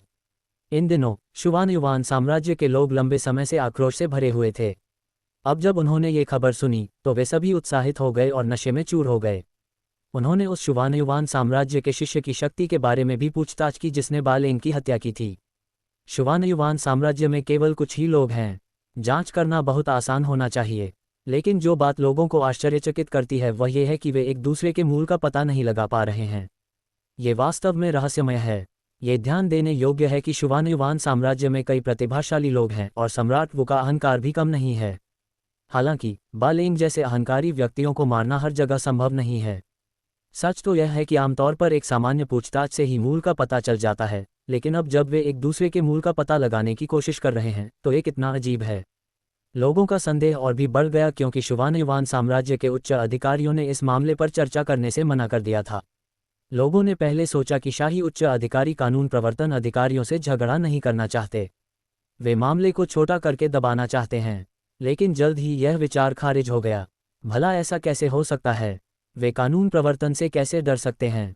शीर्ष अधिकारी तो ऐसे बिल्कुल नहीं हैं। सत्ता में कोई भी यह स्वीकार नहीं करना चाहता कि उनकी अपनी सेना के शीर्ष नेता नर्म हैं, इसलिए वे स्वाभाविक रूप से ऐसे अनुमान का विरोध करते हैं।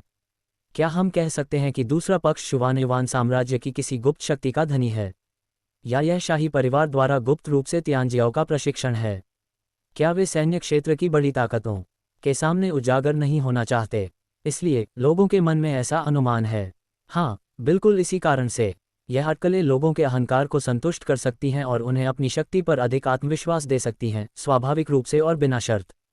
चुप रहो। साम्राज्य ने गुप्त रूप से तियांजियाओं के एक समूह का प्रशिक्षण किया है और कानून प्रवर्तन हॉल और अलौकिक महल पर कब्जा करना चाहता है।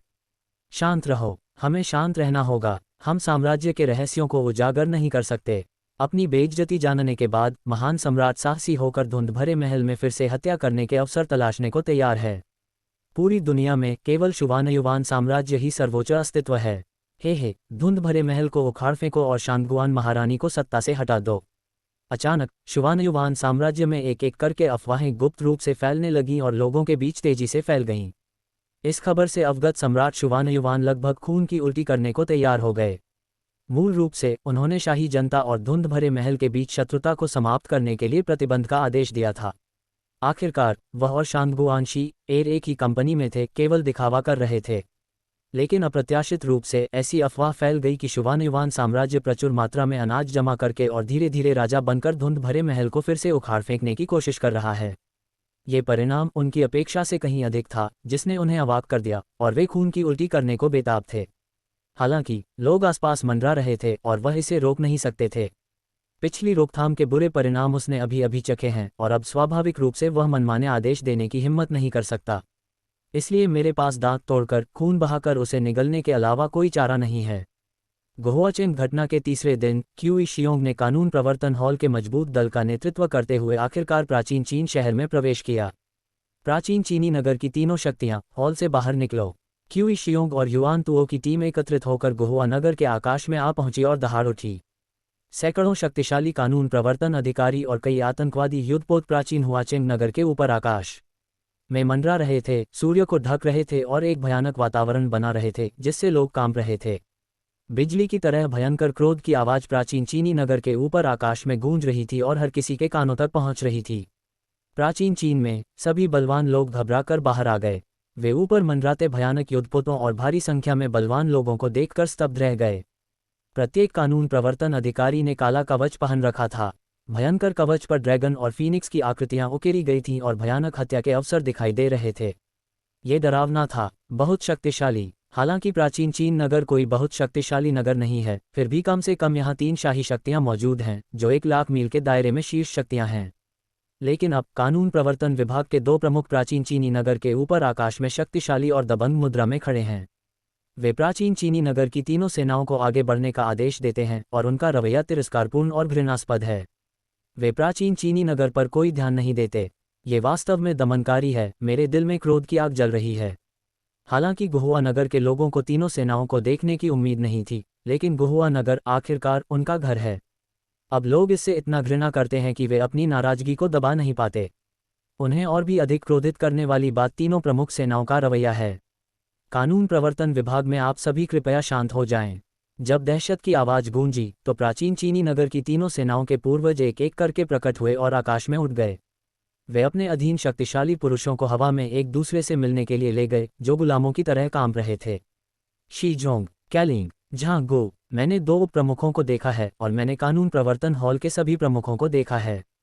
तीनों बलों के पूर्वज अत्यंत दबे हुए, कांपते और भयभीत थे, ठीक वैसे ही जैसे मंत्री सम्राट से मिलने जाते हैं और सेवक अपने स्वामियों के सामने झुककर कांपते हुए प्रणाम करते हैं। इससे गुहुआ नगर के लोग क्रोधित हो गए, उनके चेहरे लाल हो गए, मानो उन्हें बुरी तरह पीटा गया हो। ये तीनों प्राचीन चीन नगर के तीनों बलों के पूर्वज हैं। वे जियुटियन के सम्राट वू के पद के शक्तिशाली व्यक्ति हैं, लेकिन अब वे 3 कुत्तों की तरह अपने स्वामियों पर भौंक रहे हैं, जिससे लोगों को घृणा होती है और वे सीधे उनकी ओर देखने से कतराते हैं। हालांकि पुलिस बल मजबूत है, लेकिन तीनों लोग इस समय बेहद निर्दयी हैं, जिससे लोगों में गुस्सा है। तीनों, मैं तुमसे पूछता हूँ, मेरी मौत कैसे हुई? वह 3 परिवारों से संपर्क करने के लिए गुहुआ शहर आया था, लेकिन यहाँ गिर गया। क्यों? चिशियोंग गुस्से से लथपथ होकर आगे बढ़ता है, उसका शरीर हत्या के इरादे से भरा हुआ है, वह बेतहाशा हमला करता है। वो सम्राट के तीनों शक्तिशाली परिवारों को केवल एक भयंकर प्रहार का एहसास हुआ, उनके शरीर सीधे कांप उठे, मुंह से खून बह निकला और उनके चेहरे पीले पड़ गए। इस बीच शी जोंग के तीनों लोग भी चौंक गए और जल्दी से बोले, स्वामी चिशियोंग, यह जुवानयुवान साम्राज्य के लोगों ने किया है। हालांकि इसमें हमारा कोई लेना देना नहीं है, लेकिन आखिरकार प्राचीन चीनी शहर में शिष्य के पतन का कारण हमारी ही लापरवाही थी। हम दोषी हैं। शी लियांग, यहाँ आओ। शी जोंग तुरंत दहाड़ा। शी लियांग अचानक कांपते हुए आगे आया, उसके चेहरे पर भय स्पष्ट था, और उसने कहा, लाओजू। पूफ। शी जोंग की आंखों में क्रूरता की एक झलक दिखाई दी। जैसे ही उसने हाथ उठाया, एक तेज रोशनी उसकी गर्दन पर से गुजरी। शी लियांग ने भय से अपनी गर्दन ढक ली और डर से अपने दादा की ओर देखा। उसकी उंगलियों से खून बह रहा था और वह तुरंत मर गया। चिशियोंग हॉल के मुखिया, इस मामले का मेरे इतिहासकार शी लियांग से कुछ संबंध है। हालांकि यह पुत्र शी का परपोता है, वह उस समय घटनास्थल पर मौजूद था, लेकिन वह हत्यारे को हत्या करने से नहीं रोक सका, जिसके कारण आपके शिष्य का पतन हुआ। उसका अपराध अक्षम्य है। अब शी इतिहासकार के प्रति अपनी वफादारी दिखाने के लिए आपके शिष्य को श्रद्धांजलि अर्पित करने के लिए उसका सिर काट देता है। शी जोंग ने बिना किसी भावना के एक एक शब्द कहा। हिस। सभी ने गहरी सांस ली।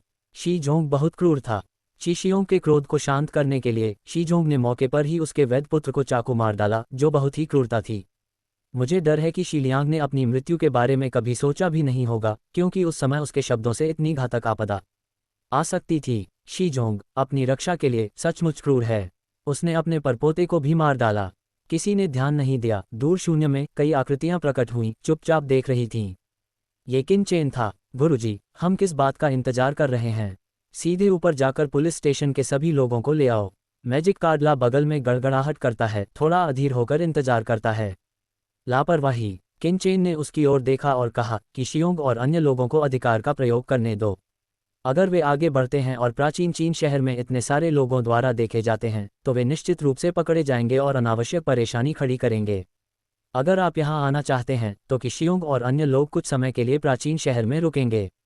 और इस उत्साह को देखना गलत नहीं है। जादुई कार्ड ने बातचीत शुरू करने के लिए एक लाइन खींची, लेकिन अचानक वह चुप हो गया। भीड़ चुपचाप देखती रही। हालांकि चिशियोंग ने शी जोंग के व्यवहार पर ताना मारा और फिर काई परिवार और झांग परिवार की ओर देखते हुए पूछा, तुम्हारा क्या? काइलिंग और झांग गू ने दांत पीसते हुए अपने परिवार के वैद्य पुत्र की ओर देखा। जहां तक उन्हें पता था, उनके परिवार का वैद्य पुत्र भी उस समय मौजूद था और उसके बारे में अफवाहें थीं। दोनों परिवारों के लड़के लड़कियों का चेहरा पीला पड़ गया और वे घबराकर चिल्लाने लगे, लेकिन उनके शब्द पूरे होने से पहले ही एक तेज रोशनी चमकी। उनके सिर आसमान की ओर उठे और उनकी मृत्यु हो गई, और उनके शरीर खून से लथपथ होकर जमीन पर गिर पड़े। नीचे गुहुआ शहर के लोग स्तब्ध और भयभीत थे।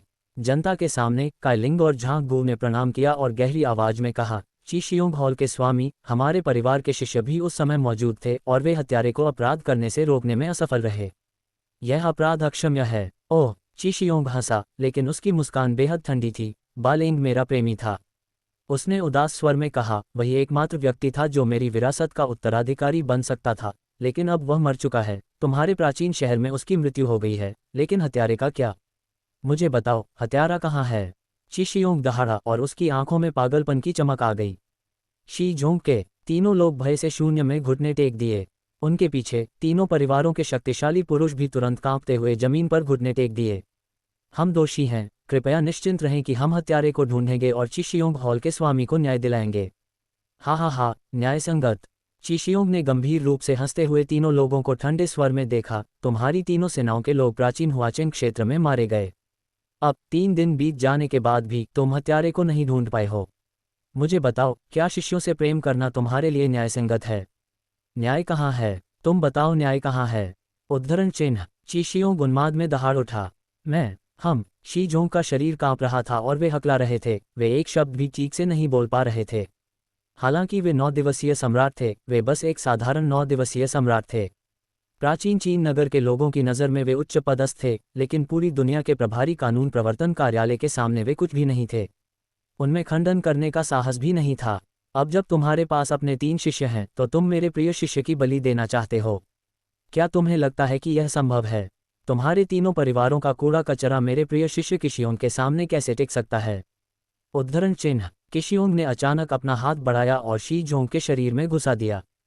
छी! उसकी काली हथेली ने शी जोंग की छाती को भेद दिया और उसकी पीठ से बाहर निकल आए। खून के छींटे उड़ गए। शी जोंग अचानक चीख उठा। उसने डर और अविश्वास से ची शियोंग की ओर देखा। उसे उम्मीद नहीं थी कि ची शियोंग अचानक हमला करेगा। मैं चाहता हूं कि तुम तीनों शक्तियां मेरे साथ दफन हो जाओ ताकि मैं अपनी नफरत से छुटकारा पा सकूं। ची शियोंग की भयंकर आवाज पागलपन से भरी इस दुनिया में गूंज उठी। मार डालो, तीनों शक्तियों को मार डालो और किसी को भी मत छोड़ो। ची शियोंग ने हत्यारे अंदाज में आदेश दिया। तीनों परिवारों को मार डालो, किसी को भी मत छोड़ो। ची शियोंग ने क्रोध से कहा और अंतहीन नरसंहार की आवाज के साथ वह आकाश में उड़ गया जिससे आकाश कांप उठा। बूम! जैसे ही उसने अपना मुंह खोला, एक तरफ खड़ा युआनतुओ भी हिल गया। बूम! उसका पूरा शरीर लाल रोशनी से भर गया और अथाह खून आसमान में उठने लगा। इसने 90,000 ली क्षेत्र को भर दिया, उसके सिर के ऊपर के आकाश को ढक लिया। तुम! पूफ! हेलिंग की आवाज गुस्से से भरी थी। युआनतुओ की हरकत बहुत तेज थी, बिजली की तरह, इतनी तेजी से कि लोगों को प्रतिक्रिया करने का समय ही नहीं मिला। हालांकि केलिंग और झांगगो गुहुआ शहरों के नीचे हर कोई स्तब्ध था। ये बहुत ही दुखद है। पल भर में प्राचीन चीनी शहर के ऊपर का आकाश धरती पर नरक बन गया। ये दृश्य बहुत ही भयानक है। पूरा प्राचीन चीनी शहर भयानक वास्तविक ऊर्जा से भर गया है जो प्राकृतिक आपदा से भी ज्यादा भयानक है। अथाह खून की बारिश के साथ कई शक्तिशाली लोगों के मांस और आंतरिक अंगों के साथ आतंक के हमले ने आकाश को चीर दिया और शून्य फट गया। इस तरह के हमले में अगर वो का जनरल सम्राट इसमें घुसता है तो वह मर जाएगा और उसका शरीर और आत्मा नष्ट हो जाएगी। यह एक नरसंहार है। 3 बड़े परिवार प्राचीन हुआचिंग जो स्वर्ग और पृथ्वी की नियंत्रक शक्तियां थीं, अब नरसंहार का शिकार हो रही हैं और असुरक्षित हैं। ऐसा दृश्य आश्चर्यजनक या भयानक जरूर है। क्यों? हम तीनों तो आपकी शरण में आने को तैयार थे, फिर हमारे साथ ऐसा क्यों किया जा रहा है? शी जोंग और युआनतुओ ची शियोंग और युआनतुओ को घूरते हुए गुस्से से दहाड़ रहे थे। उदाहरण के लिए, आज चीन में फैली अराजकता में कानून प्रवर्तन बल बहुत शक्तिशाली है और ये तीनों परिवार गुप्त रूप से कानून प्रवर्तन बल में शामिल होने के लिए तैयार हैं। वे पहले से ही संपर्क में हैं और यहाँ तक कि कानून प्रवर्तन बल में अधिक ध्यान और प्रभाव प्राप्त करने के लिए भी। इन दिनों ये तीनों परिवार प्राचीन चीन के शहर में प्रथम शक्ति बनने के लिए जमकर लड़ रहे हैं। लेकिन अब ची के एक शिष्य के पतन के कारण कानून प्रवर्तन बल ने उनके तीनों परिवारों का नरसंहार शुरू कर दिया। वे समझ नहीं पा रहे थे, उनके तीनों परिवार भी शीर्ष परिवार हैं। क्या इतने सारे लोग कानून प्रवर्तन बल के एक छोटे से शिष्य से मुकाबला नहीं कर सकते? क्यों? ची शियोंग ने व्यंग्य किया। तिरस्कार के साथ युआनतुओ का चेहरा भी व्यंग्यपूर्ण था, मानो वह 3 मस्खरों को देख रहा हो। शाही सत्ता, क्या यह महान है? मेरे कानून प्रवर्तन कार्यालय की नज़र में तुम तीनों बल मात्र 3 कुत्ते हो और वे ऐसे कुत्ते हैं जो बिना दर्द के लोगों को काटते हैं। अब तुम तीनों कुत्ते अपनी जिम्मेदारियों को निभाने में विफल रहे हो और अपने मालिकों के हितों को नुकसान पहुंचाया है। तुम्हें रखने का क्या फ़ायदा? तुम्हें मारना मुख्य भूमि की अन्य शक्तियों को ये बताना है कि कुत्ते की तरह व्यवहार करना चाहिए। अगर तुम निकम्मे हो तो तुम्हें सिर्फ तुम्हारा मालिक ही मार सकता है। ची शियोंग ने तिरस्कार से कहा। ठंडे पे में सम्राट वू की साधना का प्रारंभिक शिखर देवताओं के इंद्रधनुष की तरह पूरे प्राचीन शहर में फैल गया। प्राचीन चीन शहर में हर किसी के कानों में उसकी आवाज़ बुलंद और स्पष्ट थी, जिससे लोगों के चेहरे पीले पड़ गए और दिल टूट गया। प्राचीन चीन शहर में न जाने कितने शक्तिशाली लोग हिल गए। वो सम्राट से नीचे के लोग एक के बाद एक गिर पड़े। उनके दिल तेजी से धड़क रहे थे। उन्हें लगा कि वे फट जाएंगे और उनकी आत्माएं भी टूट जाएंगी। ये केवल प्रभाव था, सीधा हमला नहीं। सौभाग्य से गुहुआ शहर भी एक बड़ा शहर है जो प्रकाश से ढका हुआ है, जिससे कई झटके रुक गए। अन्यथा इस तरह की भीषण लड़ाई पूरे शहर को समतल करके खंडहर में बदलने के लिए काफ़ी होती। 3 कुत्ते, हा, हमारी 3 शक्तियां तो बस 3 कुत्ते हैं। शी जोंग तीनों हंसते हैं, उनकी हंसी दुख भरी और आक्रोश से भरी होती है। इस समय उनके दिल पछतावे और अफसोस से भरे हुए हैं। उन्हें इस बात का बहुत दुख है कि वे कुछ समय के लिए इस जाल में फंस गए और कानून प्रवर्तन विभाग में शामिल होना चाहते थे। ये खूनी संगठन असल में अलौकिक शक्ति का हिस्सा हैं और अनगिनत ताकतों द्वारा नष्ट किए जा चुके हैं। वे खुद पर हंसते हैं और सोचते हैं कि वे अभी भी मजबूत हैं और दोबारा इस्तेमाल किए जा सकते हैं। कितनी दयनीय बात है। मैं तुमसे लड़ूंगा। तीनों सेनाओं के पूर्वज क्रोधित और हताश थे। वे पागल होकर हत्या करने को तैयार थे। वे अपनी जान की बाजी लगाकर मृत्यु तक लड़ने को तैयार थे, कानून प्रवर्तन बल को मजबूत करने के लिए। भले ही उन्हें फिर से नीचा दिखाया जाए, वे सम्राट वू के शक्तिशाली पुरुष थे। वे कानून प्रवर्तन बल को ये बताना चाहते थे कि जब कुत्ते जल्दबाजी में होते हैं तो वे दीवार फांद जाते हैं, तो इंसानों की तो बात ही क्या। मार डालो। वे दहाड़े और उन्होंने ची शियोंग और युआन तुओ पर हमला नहीं किया, बल्कि कानून प्रवर्तन बल के कई शिष्यों को मारकर एक दूसरे पर भारी कीमत लगाए। बेतुका। हालांकि ची शियोंग और युआन तुओ ने इसे नज़रअंदाज नहीं किया। वे पहले ही युद्ध के हथियार को निकालने की तैयारी कर चुके थे। यह एक युद्ध मानचित्र था। युद्ध मानचित्र को खोलकर युद्ध क्षेत्र को अवरुद्ध कर दिया गया, मानो आकाश और पृथ्वी को कैद कर लिया गया हो। काला प्रकाश उमड़ रहा था और तीनों पुरुषों के हमले को रोक रहा था। धमाका। शी जोंग के तीनों पुरुषों का हमला युद्ध मानचित्र पर हुआ और काला प्रकाश फैल गया। उन्होंने प्रतिरोध किया और जल्दी ही हार मान ली। वे कानून प्रवर्तन हॉल के शिष्यों को जरा भी नुकसान नहीं पहुंचा सके। ये कैसे हो सकता है। शी जोंग की तीनों आंखें फटी रह गईं, लेकिन वे युद्ध योजना को तोड़ने में इतने सक्षम थे कि कानून प्रवर्तन हॉल के शिष्यों को कोई चोट नहीं आई। ये दृश्य इतना आश्चर्यजनक था कि वे निराश हो गए। ऐसा कैसे हो सकता है। अगर आप ची शियोंग और युआन तुओ को नहीं हरा सकते तो आप कानून प्रवर्तन हॉल के शिष्यों को भी नुकसान नहीं पहुंचा सकते। ये बहुत ही शक्तिहीन है। भाग जाओ, भाग जाओ। वे दहाड़े और पूरी तरह से हतोत्साहित हो गए। ऐसी लड़ाई कोई लड़ाई नहीं थी, बल्कि नरसंहार थी। अगर वे लड़ते रहे तो वे केवल खून से लथपथ हो जाएंगे और उनमें से कोई भी नहीं बचेगा। सब भाग जाओ, एक एक करके। शी लियांग के तीनों आदमी नीचे दहाड़े। वे तीनों परिवारों के शीर्ष नेता थे और वे नीचे हवेली में साधारण योद्धाओं और परिवार के सदस्यों को भी आदेश दे रहे थे। क्या तुम चले गए। ची शियोंग ने उस पर ताना मारा। वह शून्य में खड़ा था। वह अत्यंत स्थिर था। उसने अपना दाहिना हाथ आगे बढ़ाया और जोर से नीचे पटका। उसका निशाना तीनों शक्तियों के शक्तिशाली पुरुषों पर सीधा था। उसकी क्रिया अत्यंत उग्र और भयानक थी। हाथ तेजी से आगे बढ़ रहा था, शून्य को कुचल रहा था, मानो संसार को नष्ट करने आ रहा हो। लोगों के सिर सुन्न और घुटन से भर गए। अराजक ऊर्जा और रक्त की धुंध उत्सर्जित करते हुए ये हाथ पर्वत से भी बड़ा हो गया था। इसकी परिधि 100,000 से अधिक थी। शून्य से गिरते हुए ये पूरे ब्रह्मांड को दबा रहा था। यह अत्यंत भयानक था। उसकी हथेली में शाही प्राण शक्ति थी, साधारण लोगों की तो बात ही छोड़िए, सम्राट वू का शिखर भी इस हाथ के सामने आसानी से कुचल जाएगा। बूम। दूसरी ओर युआन तुओ भी हरकत में आ गया। तलवार म्यान से बाहर निकली और काली रोशनी आसमान में फैल गई। ये 100 गुना दिव्य रूप धारण करके नीचे गिरी। करोड़ों गुना काली रोशनी और काली हवा आकाश में फैल गई, आकाश को चीरते हुए, सब कुछ कुचलते हुए, काटती हुई। ये तो बस फैली हुई दाओची है, जो कई सम्राट वू को चीखने पर मजबूर कर देती है। उनकी मांसपेशियां फट जाती हैं और खून की फुहार उड़ने लगती है। ये बहुत दर्दनाक है। अगर तलवार की रोशनी कम कर दी जाए तो क्या भयानक होगा, ये देखा जा सकता है। मार डालो। शी लियांग के तीनों लोग भयभीत और क्रोधित थे। वे जोर से दहाड़े, उनकी आंखें चौड़ी हो गईं और उन्होंने आकाश की ओर दहाड़ लगाए। वे ची शियोंग और युआन तुओ के हमले को विफल नहीं होने दे सकते, अन्यथा अगर यह हमला जारी रहा तो तीनों प्रमुख शक्तियों के सम्राट वो निश्चित रूप से नष्ट हो जाएंगे और पूरी तरह से विलुप्त हो जाएंगे। इस समय तीनों प्रमुख शक्तियों के आधे शक्तिशाली पुरुष मारे जा चुके हैं और लगभग आधे अभी भी बचे हैं। उनमें से प्रत्येक खून से लथपथ है और गंभीर रूप से घायल है। यह एक ऐसी आग है जिसे कभी बुझाया नहीं जा सकता, इसलिए वे इसे रोकने के लिए लड़ रहे हैं। बूम। तीनों पुरुषों का हमला चीची आकाश की ओर दौड़ा। ची शियोंग के विशाल हाथ और युआन तुओ की उग्र तलवार को रोका और टकरा गया। अगले ही पल आकाश और पृथ्वी में भयंकर गर्जना गूंज उठी और एक भयानक चमक चारों ओर फैल गई और चकाचौंध भरी रोशनी तेजी से फैलकर सब कुछ ढक लिया। दोनों के बीच टक्कर एक सामान्य टक्कर थी। दृश्य और अदृश्य शक्ति शून्य को चीर देगी। घातक प्रभाव बहुत अधिक था और एक भयानक प्रभाव नीचे की ओर फैल रहा था। उद्धरण चिन्ह। इस टक्कर से कई ऊंची इमारतें सीधे ढह गईं और यहां तक कि सुरक्षा घेरा भी बचाव नहीं कर सका।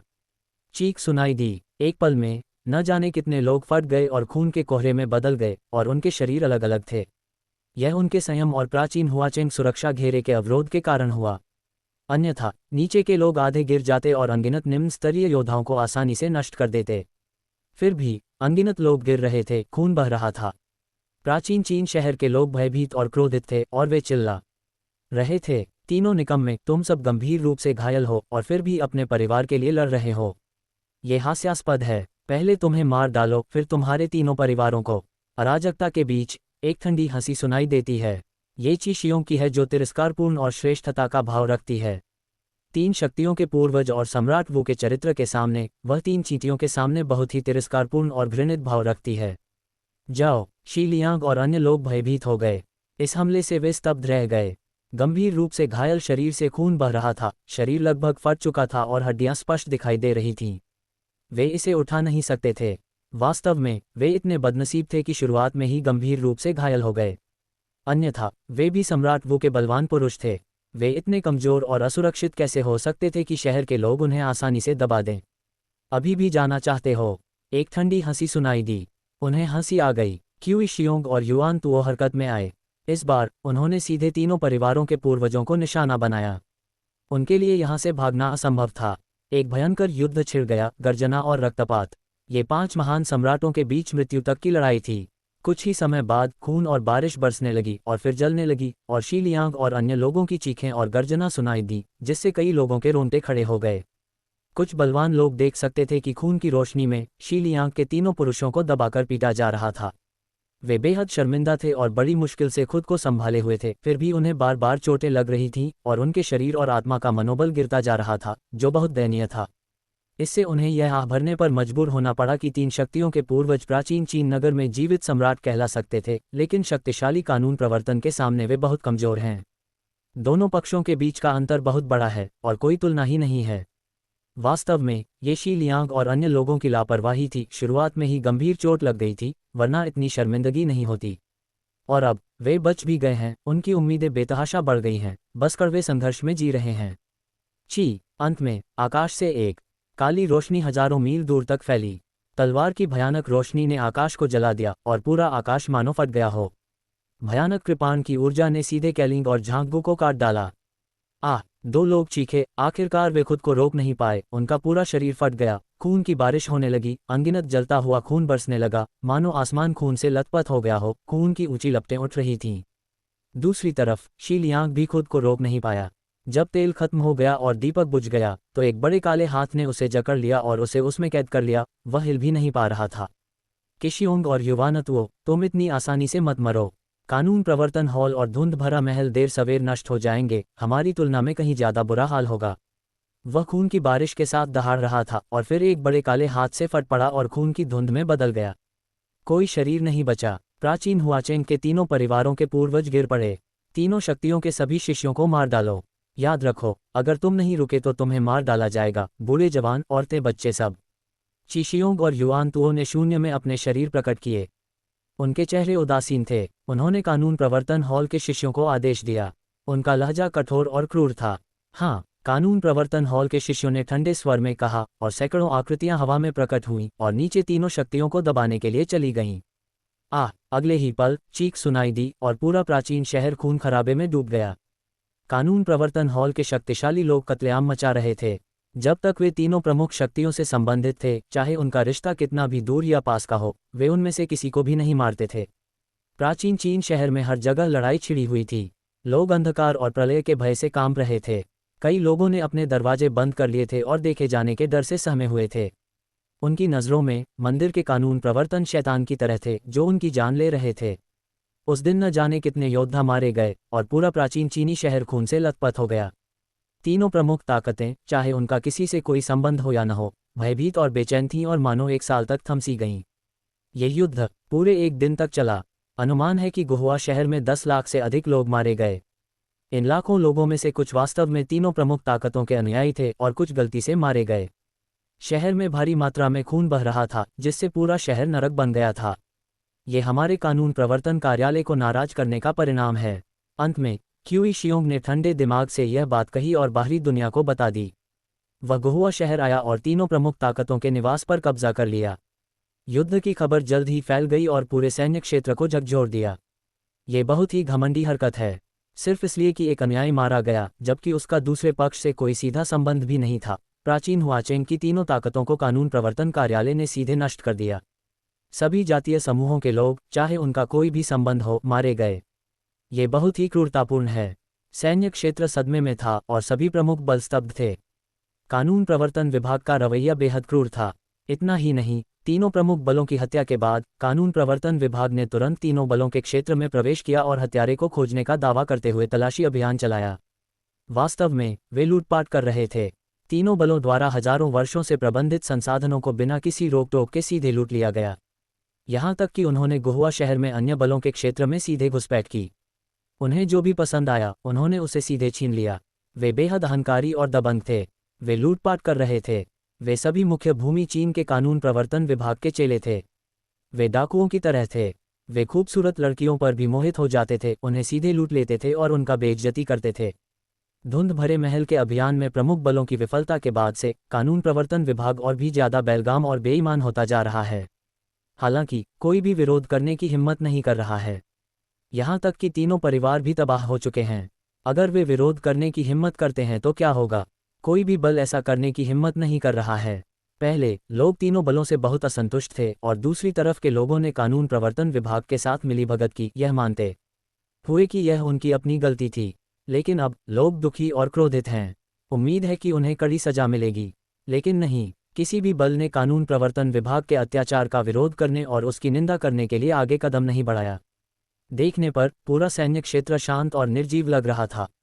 शुवान युवान साम्राज्य, रक्त की पवित्र भूमि और यहाँ तक कि अन्य शीर्ष शक्तियाँ भी एकदम शांत थीं, मानो मृत हों। धिक्कार है, ये तो हद से ज्यादा घमंडी हैं, स्वामी। समझ नहीं आ रहा कि आगे क्या होने वाला है। प्राचीन शहर के बाहर घने जंगल में कंकाल सेनापति का नेता चिल्लाया। उसके कोमल चेहरे पर क्रोध झलक रहा था। ये कानून प्रवर्तन केंद्र हद से ज्यादा घमंडी, हमारे राक्षसों से भी ज्यादा क्रूर। मिकला भी क्रोधित था, उसने गरजते हुए अपनी पीठ थपथपाई। डाकुओं की तरह उसे भी लग रहा था कि कानून प्रवर्तन केंद्र हद से ज्यादा कर रहा है, जबकि उसने खुद ऐसा नहीं किया था। हालांकि कानून प्रवर्तन केंद्र ने उससे प्रसिद्धि छीन ली थी, जो असहनीय था। सचमुच हद से ज्यादा, किनचेन ने अपनी आंखें सिकोड़ते हुए ठंडी आवाज में कहा। गुहुआ शहर पर कब्जा करने के बाद वे बहुत दबंग हो गए थे। उन्होंने हर जगह शोर मचाया और हत्यारों को कड़ी सजा दी, लेकिन हर जगह संपत्ति लूट ली। किनचेन जानता था कि वे सैन्य क्षेत्र की सभी प्रमुख शक्तियों के लिए एक उदाहरण पेश करने की कोशिश कर रहे हैं। युद्ध के बाद कानून प्रवर्तन केंद्र जहां भी जाएगा, कोई भी ताकत विरोध करने की हिम्मत नहीं करेगी, क्योंकि वे नष्ट होने से डरते हैं। इस तरह कानून प्रवर्तन केंद्र की निवारक शक्ति बहुत बढ़ जाएगी और सैन्य क्षेत्र का शासन और भी भयानक हो जाएगा। किनचेन यही नहीं देखना चाहता। कानून प्रवर्तन केंद्र प्रतिष्ठा स्थापित करना चाहता है, लेकिन बेन शाओ उसे उम्मीद के मुताबिक जाने नहीं देगा। क्या वह बहुत अहंकारी नहीं है? वह युवक उन सभी को सबके सामने मार डालेगा और दुनिया को दिखाएगा। पुलिस दफ्तर कुछ भी नहीं है। किनचेन की मूल योजना कानून प्रवर्तन कार्यालय के लोगों के जाने का इंतजार करना, रास्ते में घात लगाकर उसे पकड़ना और उसे प्रताड़ित करना था। अगर कानून प्रवर्तन समय पर रोक दिया जाता तो वह अपने अहंकार को रोक नहीं पाता। दुनिया को ये बताना कि कानून प्रवर्तन कार्यालय को भी नष्ट किया जा सकता है, इसमें कोई बुराई नहीं है। तुम मेरे सामने सभी को क्यों मारना चाहते हो? नहीं, मैं मालिक के सामने अहंकारी हूँ। मैं उन्हें घुटनों पर लाकर जीत का जश्न मनाऊंगा। मैजिक कारा ने बहुत उग्रता से चिल्लाते हुए कहा। वह भी मारना चाहता था, जैसे तुम एक बड़े अंडरवर्ल्ड हो, सीधे चाकू उठाकर लोगों को काट डालो। चिंता मत करो, अधीर मत हो, किनचेन ने हाथ हिलाते हुए कहा। इतनी जल्दी नहीं है। मैजिक कारा अवाक रह गया, जैसे गर्म तवे पर चींटियों की तरह बेचैन, मानो उसे कानून प्रवर्तन कार्यालय के दानवों ने अपमानित किया हो, खून का बदला लेने के लिए। ये एक मशहूर गुरु हैं। हमें नाम कमाना होगा। अगर हम मुंह पर नहीं जा पाए तो हम उन्हें मार डालेंगे। चूंकि हम पुलिस दफ्तर पर कब्जा करना चाहते हैं, इसलिए हमें लड़ाई की तैयारी करनी होगी। हम खुद को उजागर नहीं कर सकते। हम पुलिस दफ्तर के लोगों को घूरने नहीं दे सकते। कम से कम हम सभी को नाम कमाना होगा, है ना? वरना मशहूर कैसे होंगे? पुलिस दफ्तर भविष्य में हमारा नाम सुनकर डर जाएगा। किन की आंखें चमक उठीं। हाँ, ये तो बढ़िया है। तो मैं इसे बूढ़ा शैतान नाम दूंगा। ये कितना असरदार है। मैजिक कारा बहुत उत्साहित थी, उसे ये विचार बहुत अच्छा लगा। वो इस नाम से टेरान तियानवु भूमि को डराने के लिए तैयार थी। ठीक है, मैं इसे बूढ़ी हड्डी कहूंगा। कंकाल सेनापति का नेता भी जोश में आ गया और उसने अपना नाम लाओगु रख लिया। उसे लगा कि वो बहुत दबंग है। मेरा क्या? प्राचीन सम्राट कांगवु पास आकर बोला। क्या मैं बूढ़ा हूँ? छोड़ो, तुम्हारा नाम लाओगु है। मैं अभी इतना बूढ़ा नहीं हूँ। आप मुझे शियाओ कान कह सकते हैं। कंकाल पतवार मुख्य मार्ग। आप सब इतने पुराने ख्यालों के क्यों हैं? मैं थोड़ा बूढ़ा हूँ। प्राचीन कांगवु सम्राट असंतुष्ट थे। हालांकि वे सबसे कमजोर थे, लेकिन वे इस तरह के ध्वंस जमाने को बर्दाश्त नहीं करते थे। मैं खुद को स्वर्ग कहता हूँ। अंत में उन्होंने कहा। उन्हें लगा कि यह नाम दबंग है और उनके स्वभाव के अनुरूप है। बड़ी काली बिल्ली ने दर्शकों में अपनी आंखें घुमाईं। जनता की चर्चा सुनकर बड़ी काली बिल्ली अवाक रह गई। उसने तिरस्कार और घृणा का भाव दिखाया। बड़ी काली बिल्ली, तुम्हारा क्या मतलब है? किनचेन ने उसकी ओर देखा और सोचा कि इस आदमी को कुछ कहना है। ये तो बस एक उपनाम है। उन दिनों मैंने एक संगठन की स्थापना की थी जो चीन में बहुत प्रसिद्ध और खौफनाक था। उस समय के सबसे शक्तिशाली लोगों ने भी अपना रंग बदल लिया था। बड़ी काली बिल्ली ने घमंड से कहा, ये तो ठीक है, तो हम भी एक संगठन बना लेंगे। देखो, दिव्य महल में कानून प्रवर्तन कार्यालय हैं। जाहिर है, हमें एक नाम रखना होगा और बाद में लोग जब इसे सुनेंगे तो कांप उठेंगे। मकाला में दिलचस्पी थी। हालांकि वे अलग अलग राक्षसों से आते हैं, लेकिन उनमें शक्ति का समान वितरण है। उन्होंने लंबे समय तक राक्षस स्वामी से लड़ाई लड़ी है। वे शहर में किसी संगठन की प्रतिष्ठा और सुविधा को अच्छी तरह समझते हैं। एक बार जब कमांडर का असली उदय हो जाए, जो दुनिया के असीमित संसाधनों पर बैठा हो, तो वह कितना शक्तिशाली होगा, उसकी तो जैसे कोई सीमा ही पार हो जाएगी। कंकालनुमा हेल्मसमैन के नेता ने सिर हिलाया। अब वह एक जवान आदमी जैसा दिखता है। बहुत सुंदर है। दुश्मन को मारने के लिए निकलना उसका स्वाभाविक और बेरोक-टोक स्वभाव है, लेकिन लोगों को डराने के लिए काफ़ी नहीं है। संगठन की स्थापना के बाद तो और भी चौंकाने वाला है।